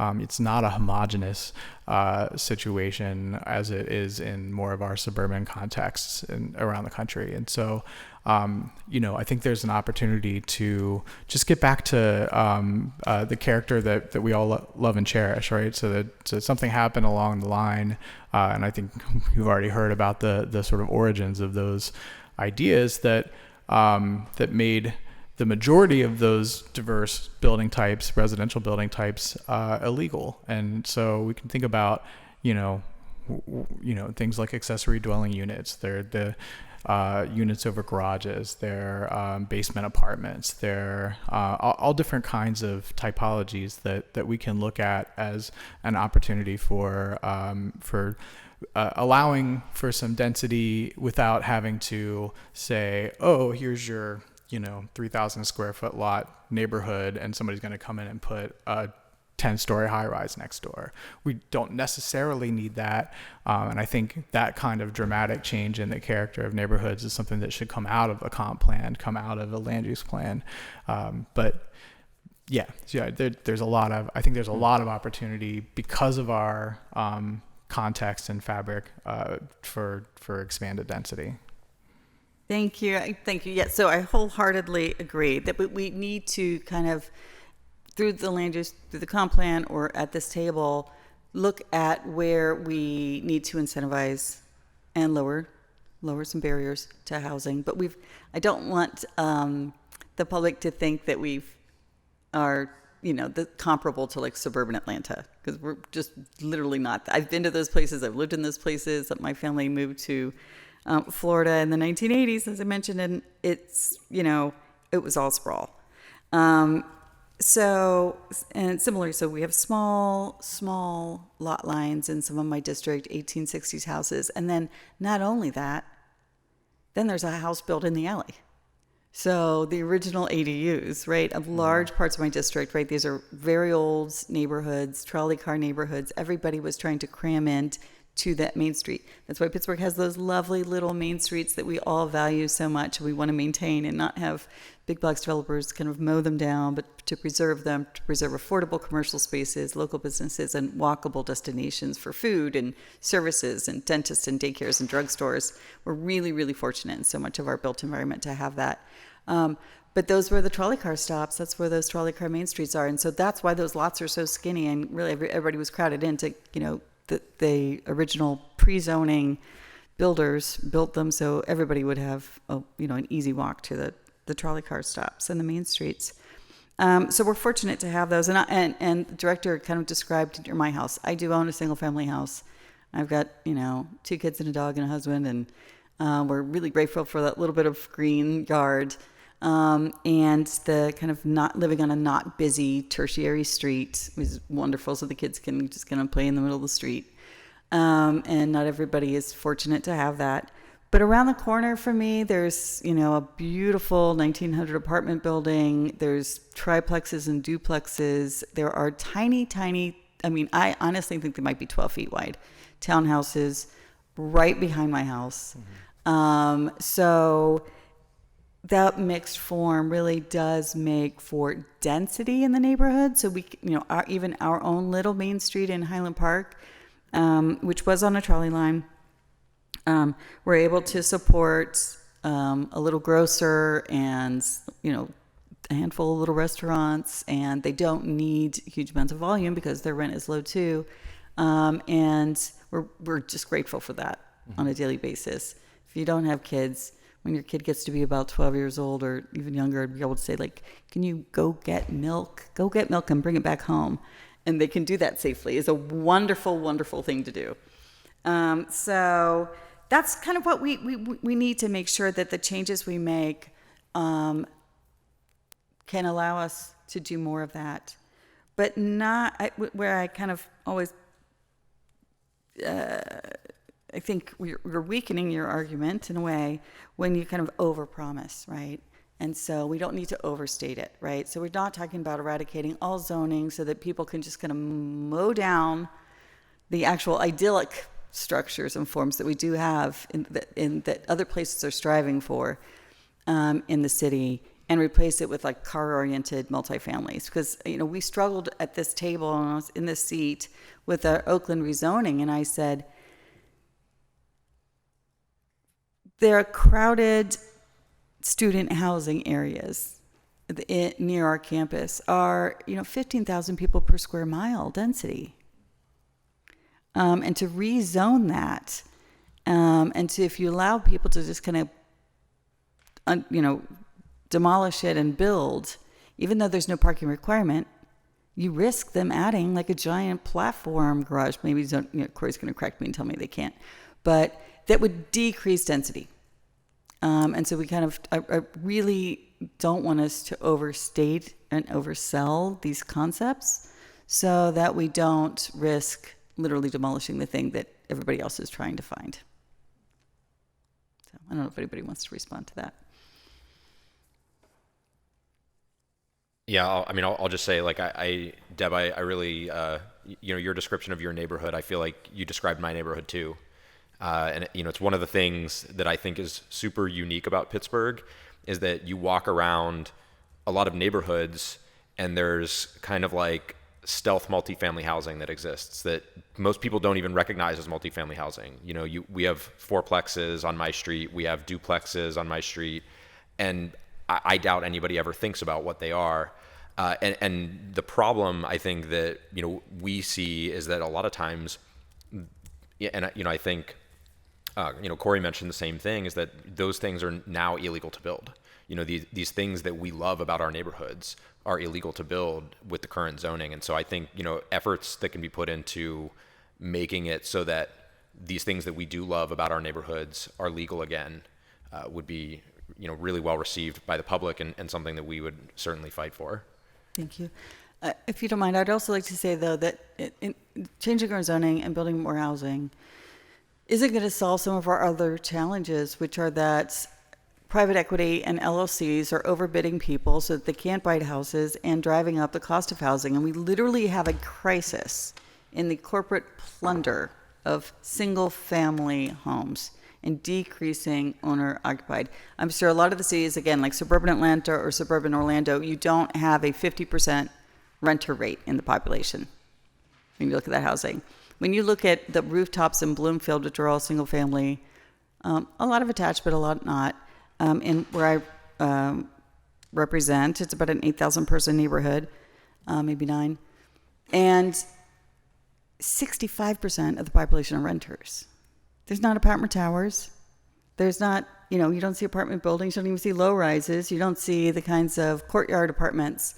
You don't even see multiplexes and triplexes and duplexes. That population is largely in the single-family homes that are full of renters. Maybe legal apartments, maybe not legal apartments, and has been so for many decades. And so, again, the kinds of even talking about typologies, like you can easily do in other cities where a single family home is literally just a single nuclear family in it. Here, we just don't follow that easy categorization. So you might see a single family home, but you've literally got a neighborhood of entirely renters. And that's what happened in Lawrenceville and why they organized so effectively for 5 or 6 years to put in place the mandatory inclusionary zoning. And we did start just with Lawrenceville. Is that in the, having no apartment buildings pretty much and having all of the single family homes, but almost there was thousands of tenants because we don't have a rental registry. We don't know exactly how many, but you can see it in the census. And those properties, that neighborhood became an overheated market, and the We Buy Ugly houses is not a good thing there because it de-densified that neighborhood. And so the $30,000 house that had 5 graduate students in it, or 5, actually there was a lot of voucher holders, Section 8, throughout that neighborhood are gone. And the house sold for $500,000, and it's just one tech family. So we de-densified by the flippers. And they wanted to gain back more housing. But wanted at least some of it to be places where the neighbors could actually live. And so again, this is not a citrus grove like in suburban Orlando, right? You've got these historic 1860 houses, some of them really tall, or some of them really, really small, crowded in, high density, single family housing, but almost, huge portion of renters being housed. Right up next to a brownfield. And so they knew they could get developers into those sites. And it's worked. So, I do hear the arguments sometimes. I see the comments on Twitter. I've had chats with David about it, that, inclusionary zoning reduces development. In the city of Pittsburgh, just since 2020, there has been more housing built inside the IZ overlay proportionally than outside of it. So if you just look at how much of the land mass is under the inclusionary zoning overlay, you have a higher percent, ratio of units being built there than outside. So it's not always a negative thing, but it was matched with parking incentives, with density bonus, and we intentionally alerted to it. Mm-hmm. But I don't want anyone to disrespect the people in Lawrenceville and call them NIMBYs, which has happened. Because they were organizing for increased housing, but that had affordability in it. And they spent many, many years, and they organized themselves to some of the other council person's questions. I was very fortunate. They'd already been organizing, and affordable housing was at the top of all of their own neighborhood plans for this reason, because they'd experienced that loss of gentrifying housing. So gentrification also sometimes not just displaces on a one-to-one basis. We're talking about one person displacing five. As well as a hit with affordability. So I had to kind of also defend and represent the neighborhoods who have organized so well. I've also had multiple deeply affordable housing units built, one in Bloomfield at 30% AMI, 100% affordable.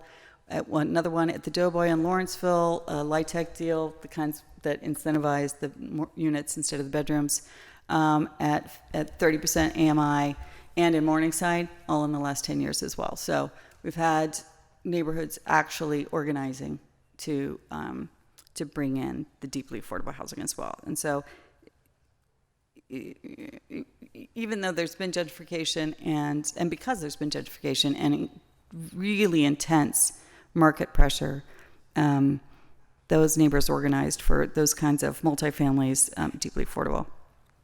I'm going to throw in one more thing, and then I'll give you a chance to respond. Even if we add this housing, not only are corporations and private equity companies literally controlling hundreds and hundreds, sometimes a single private equity company hiding behind 300 LLCs, just buying up entire streets, LLC, LLC, LLC. It's also in our multifamily, right? So the notion that if we redevelop buildings downtown for residential, that's necessarily going to bring affordability. I'm looking at a white paper just put out this month by Local Progress, which is an alliance of local governments across the country. And it says that the multifamily corporate owners of rental housing are colluding to drive up rents, specifically using a third-party service called RealPage. So they are cheating the market. So even where you've had an increase in vacancy, which again, in your argument was maybe really, really valid in 2020, but the market keeps changing, right? And so they're cheating. And so even where there's an increase in vacancy, and in Pittsburgh, that increase in vacancy to 4%, rent still went up. So that's unfortunate kind of rising occupancy drives down rents, crossing axes that you described is being manipulated, and we're not getting the results that we would hope, or that others promise. So I'll let you respond to that. I don't know, and I'm happy to share this. I'm sorry. I literally I got it in an email yesterday at like 5 o'clock. So yeah. Great. Yeah. Well, no, thanks for your comments. I really appreciate it. I'll work through, I think, some of the larger themes here. I would disagree that anything in this book is especially relevant for Sunbelt suburbs. A lot of these arguments are these policy changes are absolutely crucial, especially in places that are urban and are having to densify, and maybe to think of new ways to add housing in existing urban neighborhoods. I would suggest that population is declining. It has declined, but places like Buffalo and Philadelphia are in very good positions because the recovery has started to happen, and in 2017 and in 2014 respectively, they made it easier to build infill housing in a way that wasn't going to either cause endless public uproar or even just wasn't altogether illegal. So they made these changes before the recovery happened, and that's the time to do it. You don't want to wait until the population is increasing to then try to reckon with some of these rules, because other things are going to be happening and it's going to be very difficult.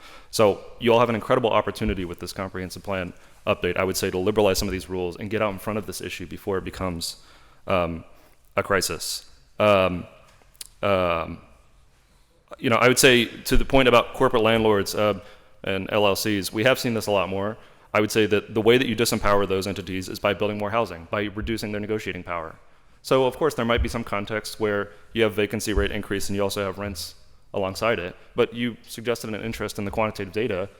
This has been extensively studied, and when vacancy rates are increasing, you'll actually know if you read the real estate investors' reports that they put out to investors, right? They will say, okay, vacancy rates are increasing. We're expecting rents to fall in the near term. Recent data showing. Do you think that Pittsburgh would have been more or less expensive if it hadn't built 10,000 units in the past 10 years? Of course, it would be much more expensive. So there's other things going on. There's near-term market pressures. But I would just say the way that you disempower those landlords and the way that you empower individual renters is by giving them lots of options. And I'd be happy to follow up with some of the empirical data on this. But I understand there's local market conditions that vary, and things look funny sometimes, but I'd be happy to follow up and show you some of the research that's been done. I appreciate that. I certainly have seen some of it already, and again, if you're just talking about housing trickling down because people can move to, McKees Rocks instead of living in Lawrenceville, that's not good enough. It's not good enough for this table.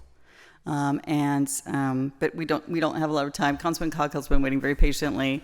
I appreciate that. But so one last thing, if you don't mind.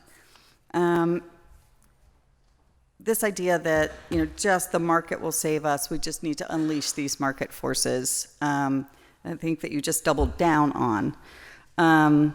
It's not my conclusion, though, to be clear. Okay, good. That's what I heard. So good. But I'll let you clarify that. Is what my constituents say is broken, and they really want more social housing in Pittsburgh. And I think Councilwoman Warwick mentioned this as well, and I agree. I think we should actually remove housing from those market pressures. This council has declared housing as a human right and talked about how it costs too damn much, and we can figure out how else to pay for it, Corey. That's not your job. But so how does social housing fit in to your kind of thesis that zoning is the barrier and the market will fill in? Right. Yeah, thank you. I mean, as I said in the talk, I think zoning reform is a necessary but not sufficient condition. I'm sorry. If you have a context, I'm sorry, do you have to leave, or do you want to? You seem to be. Apologies, council members. I have to make another appointment. This is a wonderful conversation. I love, again, that we're having these conversations about zoning reform. There's a lot more to come. And since everybody's now with me on how cool zoning reform is, we'll have a lot more cool conversations soon. You're the coolest kid. But yeah, thank you all for being here and for being a part of advocating for positive change for the city. Mm-hmm. Thanks. Thank you, Corey. Yep, thanks. Sorry, I just wanted to. Right, so, I mean, we take an all of the above approach. In a context of extreme housing scarcity, it doesn't matter how many dollars you throw at it, doesn't matter how many deed restricted affordable units you build with existing public resources or what are likely to be public resources, you're still going to have a crisis. So we suggest you need to be building housing at all income levels. At California YIMBY and many YIMBY groups across the country, we advocate heavily for more subsidies for deed-restricted affordable housing. One of our major initiatives this year is to increase the bonding authority for local governments so they can build more deed-restricted housing. Even in a context of housing abundance, which many cities are still very far from, you're still going to have certain households that need additional help, or you're going to want alternative ownership mechanisms, and I'm completely on board with you on that. But again, if you're taking the Los Angeles approach of throwing a lot of money at deed-restricted housing, but without having dealt with this broader issue of housing scarcity, there's not going to be enough, certainly local or state dollars, and very likely not federal dollars, that will let you solve that problem. So again, all of the above approach, we sponsored legislation to create a social housing builder in California. But even with a social housing builder, you need a robust supply of new market rate housing coming online to make sure that you're not putting all of the burden on what are likely to be dramatically underfunded programs. Thank you. I'll stop there, Mr. Chair. I really appreciate your comments, and I'm happy to continue the conversation, but I'll stop there. Thank you. Thank you, Councilwoman Gross. And Councilman Coggle waited patiently. Thank you, Mr. Chair. I appreciate it, and thank you for holding this. You know, it's come front and center lately and recently in many ways, shapes, and forms. Nolan, it was good to get to know you a little bit better the other day. I want to thank you for that one-on-one meeting. I will tell you, zoning is not my area of expertise. What I've learned most of zoning is probably the last 2 months or so working with Councilwoman Gross on an initiative that we were, and I tell you, I find it pretty painstaking. So, just all the. Let me just ask you this, Nolan. What is the typical, is there 4 different types of zoning that most major cities go by? Or, because I don't even know how many we have. I didn't even know about the RIV until the Councilwoman and I were working on something. So what are the 4 main? It's industrial, residential, commercial. Is that right? Yeah, that's correct. And they'll be broad. The three broad categories are usually residential, commercial, industrial, but your typical city will have dozens of different sub-districts of each use. Got it. Just to make it easy for you. Right. Yeah. Okay. So the sub-district, I guess that's what we're dealing with here in Pittsburgh, right? I mean, how many different, and I'm asking you because I know you probably know this, and you're not completely familiar with Pittsburgh, but maybe you know David as well. How many different zonings do we have? Subs and... I don't know if I know the exact number of all the different sub-districts. It's Okay. dozens. So it's for many, example, yeah. even residential has a multi-unit, a very high density residential. So, because they were superimposed on homes that were built before the zoning existed, right? And so those tiny townhouses, the duplexes, triplexes, they're a kind of already high density version of residential. Right. So, I'm thankful for her knowledge and learning a little bit about it in the past couple months. But yeah, it seems like, we need to simplify things here. Does that make sense? David, you want to speak to that? Yeah. I mean, for sure. I think that's definitely a thing. And by the way, I just wanted to say, to Councilwoman Gross and to you, thank you for that legislation that you're proposing. Good. It's something that we're very much in favor of. Providing more options to build housing for our unhoused population. So Thank you, David. That. Thank you for taking an interest in it. It's important to us. Okay, so I'll wrap my head around all this, and the more that she and I work on these things, I'll learn more and more as we go along. Let me tell you, number one, I don't have big development in my district. It's mostly single residential. We have a lot of duplexes and triplexes, things like that. But my biggest problem, and tell me how zoning can help this, if it can. I have, I'll just use one LLC in a neighborhood of about 600 homes, has purchased 90 plus homes. Mm-hmm. So can zoning prohibit that? How does that, can it come into play at all? I don't know. It's an interesting question. I mean, I would talk to your city legal counsel and ask them what local ordinances are an option allowed by the state. I would imagine that regulations to that effect typically wouldn't be dealt with through zoning. In some contexts they might, but typically ownership regulations will be dealt with elsewhere. Yeah, it's kind of what I figured. I mean, it's a free market. It's a capitalist country here. I'm not trying to begrudge anybody from paying too much, but through that, he's now controlling the market there, to a certain degree. That's why our rents in, a relatively small neighborhood are becoming off the charts. And I feel like not only he, but other LLCs that are working, I feel like they own probably 50% of the housing market and therefore control the market rate. So you're saying zoning, we can't really look at zoning to change that. It's more working through the city and legal. I think that's probably correct. I mean, we're having these exact conversations in California right now, trying to think through the correct way to approach this challenge. Certainly it doesn't hurt if you have more housing options, more distributed home ownership, more options for homeowners to add small additional units to their property, dispersed property ownership. But this is a broader problem that I think goes beyond zoning. Yeah, okay, understood. That's kind of what I figured. I hope to be one of the people that think zoning is cool someday. I'm not quite there yet, I will tell you. But in your experience, Nolan, and whether it's in New York City or California, what I am interested in is jobs, right? Of course, creating zoning to create housing, but housing creates jobs. What is your experience as to, do you look into that next level, or do you work with, we have a robust building trades here in the city of Pittsburgh, and it's very important for me that they do and build everything and anything we do inside our city limits. Do you get into those weeds or no? Absolutely, yeah. I mean, one of our key partners in California is the carpenters unions, who, of course, are fully invested in building a lot of projects and getting their people to work.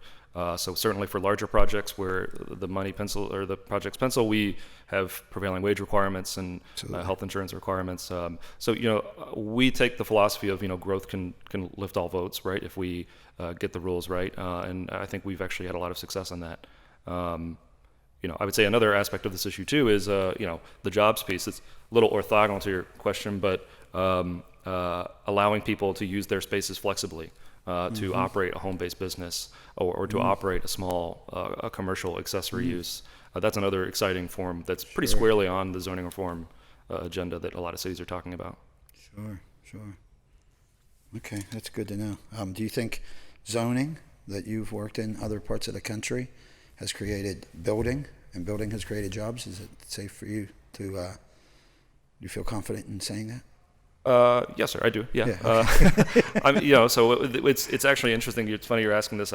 Someone was exactly asking me this exact question of trying to estimate number of jobs created per unit facilitated, because of course that's where my interest lies, but that's good. Yeah. So would you expand, please? I'll get back to you. Okay. We're doing more research on trying to estimate number of jobs created per unit. It's tough. It's tricky. Different types of projects with different types of folks working on them.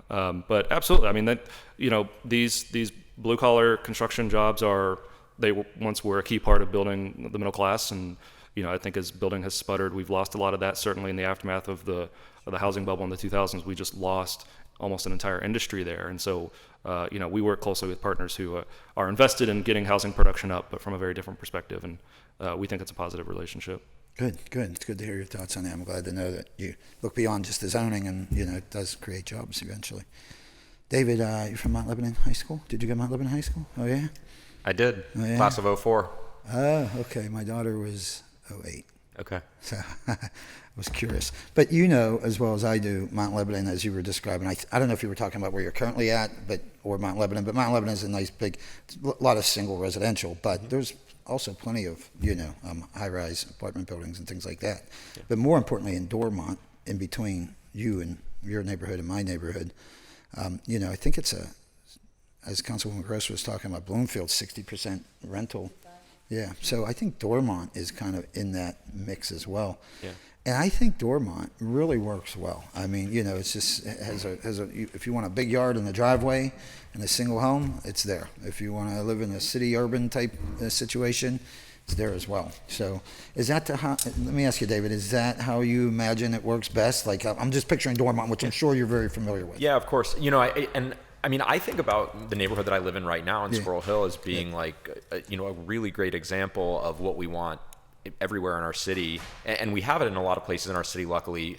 But to the point that I was making earlier, one of the challenges that we have is these built environments that we have today that we love, that we, that we talk about and say, like, boy, I really love my neighborhood for this and for that. we've made them illegal to build. And, we've even highlighted, some like the Palm Garden apartments, which I believe would be in your district probably. Yep. As a place that was built in the 1930s, I think. I might be getting the dates wrong. As luxury apartments, is now affordable apartments, not deed restricted or anything, but just a naturally affordable housing that is illegal to build today. Things like that. Why is that, David? What do you mean it's illegal to build today? So the way that the zoning code is written, it would not permit you to build that building without going to the zoning board to get a variance. What's that? Something off might come up. It's also the building code. Yeah, right. Building code has changed too, of course. Right, but yeah, I mean, I walk around my own neighborhood. I walk around the street that I live on, which there are fourplexes on, and again, the current zoning of my neighborhood would not allow those buildings to be built. And I think when I think about like where's a place that we could start at with zoning reform, a very simple one would be make it legal to build the built environment. Like what's there today, if you there's a situation where there was a fire or something like that, you couldn't rebuild it. And so I think you're right. I mean, like a lot of the South Hills neighborhoods have similar character to that, right? Like you look at Dormont or Mount Lebanon, which are streetcar suburbs, right? Like they were built along the streetcar line. And as a result of that, when you walk around a place like Mount Lebanon, Mount Lebanon has actually quite a few apartments and denser housing and duplexes. Tons. I think a lot of times when people think of Mount Lebanon, they think it's like, just a rich neighborhood.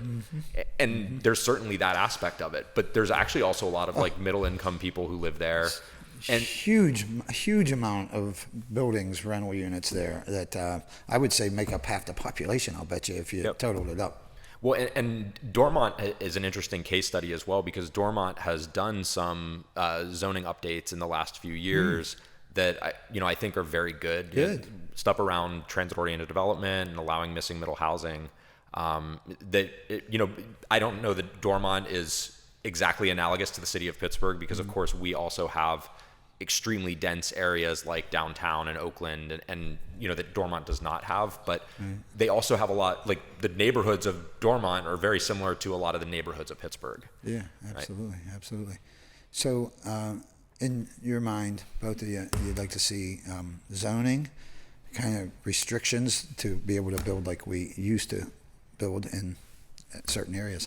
And what time frame was it? What Councilwoman Gross was talking about earlier, 1958. That when did that zoning change where we can't build like we can now? So I'm going to get these dates wrong, but the original zoning code was sometime in the late teens or early 20s, and then there were a bunch of additional restrictions placed, like during the period of white flight, when people were departing the city and moving to the suburbs, particularly white people leaving the city and moving to the suburbs. And that was a moment where the city downzoned a lot of areas and made it so that you could only build single family homes. And I'm not sure if you were in the room when this slide went up, but we have a great image of where multifamily housing was allowed in the city in the 1950s versus where it's allowed now. And it's just like an ever shrinking amount of area where you allow multifamily housing in the city now.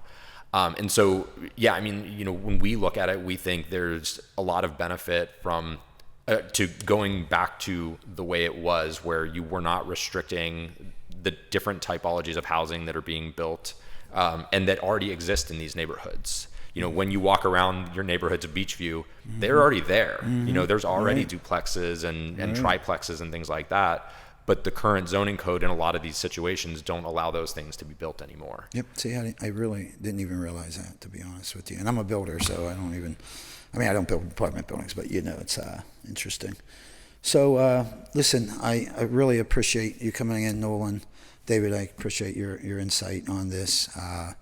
Again, I'm learning more about zoning as we go along, and I think I should, I guess, because it's very important to the city of Pittsburgh. For now, I'll let Councilwoman Gross do the heavy lifting on such matters. But, so I again, appreciate you being here, appreciate your insight and meeting with me earlier on. And Mr. Chairman, thank you so much for holding this post-agenda and for inviting me and setting a meeting up with Nolan. Well, thank you. Thank you for being here. Thank you for your questions. This has been a robust discussion, so I don't want to belabor with my questions too long. There's a couple things that I did want to get into, if you guys have the time here. One of the questions that I kind of wanted to ask, and you mentioned this a good bit in your book, is that changes to the zoning code and the zoning map are not the only changes that that can increase affordability. You talk a lot about streamlining and how we can streamline the process and what exactly that means. I've spoken a lot to Councilperson Strasburger about one of the things that we really need to do in this council is fully understand how laborious our building process is, from the point of I have an idea and maybe I've purchased property to the point that you're actually able to move residents in. Because our process is much longer than even the suburbs around us. But could you talk a little bit about what you mean when you're talking about streamlining the process and where that's worked and maybe what specific projects you'd look for to streamline the process? Yeah, that's a really great question. I always say, right, if the zoning theoretically allows something, but it takes 2 years and litigation to actually get it built, it might as well not allow it, right? Certainly in the case of smaller builders who might not have attorneys or planners on staff to navigate that process. So this is really some of the lowest hanging fruit reform, right? Identifying what types of housing you're comfortable with and you want to allow and you want to encourage, and then having a streamlined entitlement and permitting process. If you can get entitlement and permitting down from 2 years to 6 months, or from 6 months to 2 weeks, or from 2 weeks to same day permitting, depending on the scale of the project, you can unlock potentially a lot of projects that might not have otherwise happened. And so you're seeing, I think, exciting stuff on this happen all across the country. I highlighted one example of this, which was Executive Directive 1 in Los Angeles, where they massively streamlined with a focus preliminarily on 100% workforce and affordable housing. And that's unlocked a lot of new supply and supply that will immediately start serving Section 8 voucher tenants, which is where the crisis is most acute. And there's conversations about expanding that to all forms of housing, because we know we need housing at all income levels. So I would encourage folks, I don't know the circuit, I don't speak with any expertise on Pittsburgh, but I think it's something that's worth exploring and thinking about how we can get agencies to better coordinate and get some of these good projects through the pipeline. Yeah, thank you. And I think that is an area that we've got a lot of growth or a lot of room for opportunity, I should say. And not just for increasing housing abundance, but also, our permitting is really challenging, and we hear that from contractors. In a similar market condition here, there's not a whole lot of people that want to do work in the city of Pittsburgh, and will look to do work outside the city of Pittsburgh because it's just easier to. At the same time, we do want to make sure that we're still building high quality and we're holding things to high standards. There are a couple examples in my district where housing was built very quickly, and actually they did a pretty shoddy job, and now that type of housing is really discouraged in one of my neighborhoods here. So that is something that I think that we need to strike a balance with, but ultimately I think the pendulum has swung far too to one side, and we need to bring that back into check here a little bit. It's funny because you mentioned the land value tax, and I know that's kind of as zoning reform becomes more sexy, that is a very sexy subsect of that. Pittsburgh has a long history with the land value tax. Actually, Mayor McNair that was kind of his whole reason for being the mayor in the city of Pittsburgh. He was our first Democratic mayor as the Republican machine kind of collapsed, and that was his whole reason for being was being the land value tax guy. He's pretty eccentric and set up his office in the lobby, and was kind of chased out of office for a variety of other reasons.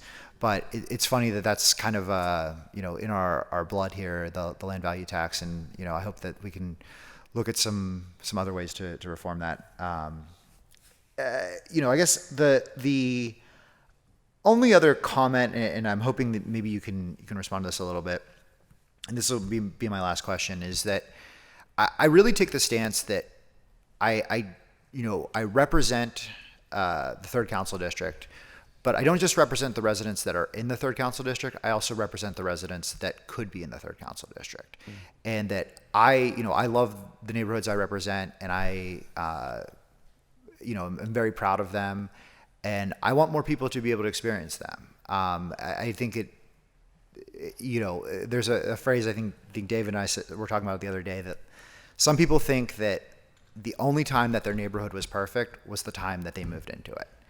And, we don't want our neighborhoods, with the phrase locked in amber. We want our neighborhoods to constantly be evolving. And, we need to recognize that as the city grows, that's going to continue changing. I'm curious if you kind of have any thoughts on the idea of this locked in amber. I bought my house and the neighborhood looked like this, and maybe how we can get people out of the mentality of you bought your home and you moved into your neighborhood at a time and place, but that neighborhood looked different 10 years before you bought your house, and it will continue to look different 10 years after you bought your house. Do you have any ideas maybe on how we can work on reframing that maybe even nationally? Yeah, that's a great question. I mean, to your first point, I think that's absolutely key, right? The person who never has any voice at a planning hearing is the person who doesn't yet live in the community, but might potentially live in one of those units, or might be able to experience lower rent or housing costs more broadly because of new housing being built. To your question, right? I mean, I would say a healthy neighborhood is always growing and changing and adapting, right? I mean, many of the greatest neighborhoods in the U.S., certainly here in Pittsburgh, are the result of many years of experiments and change and adaptation.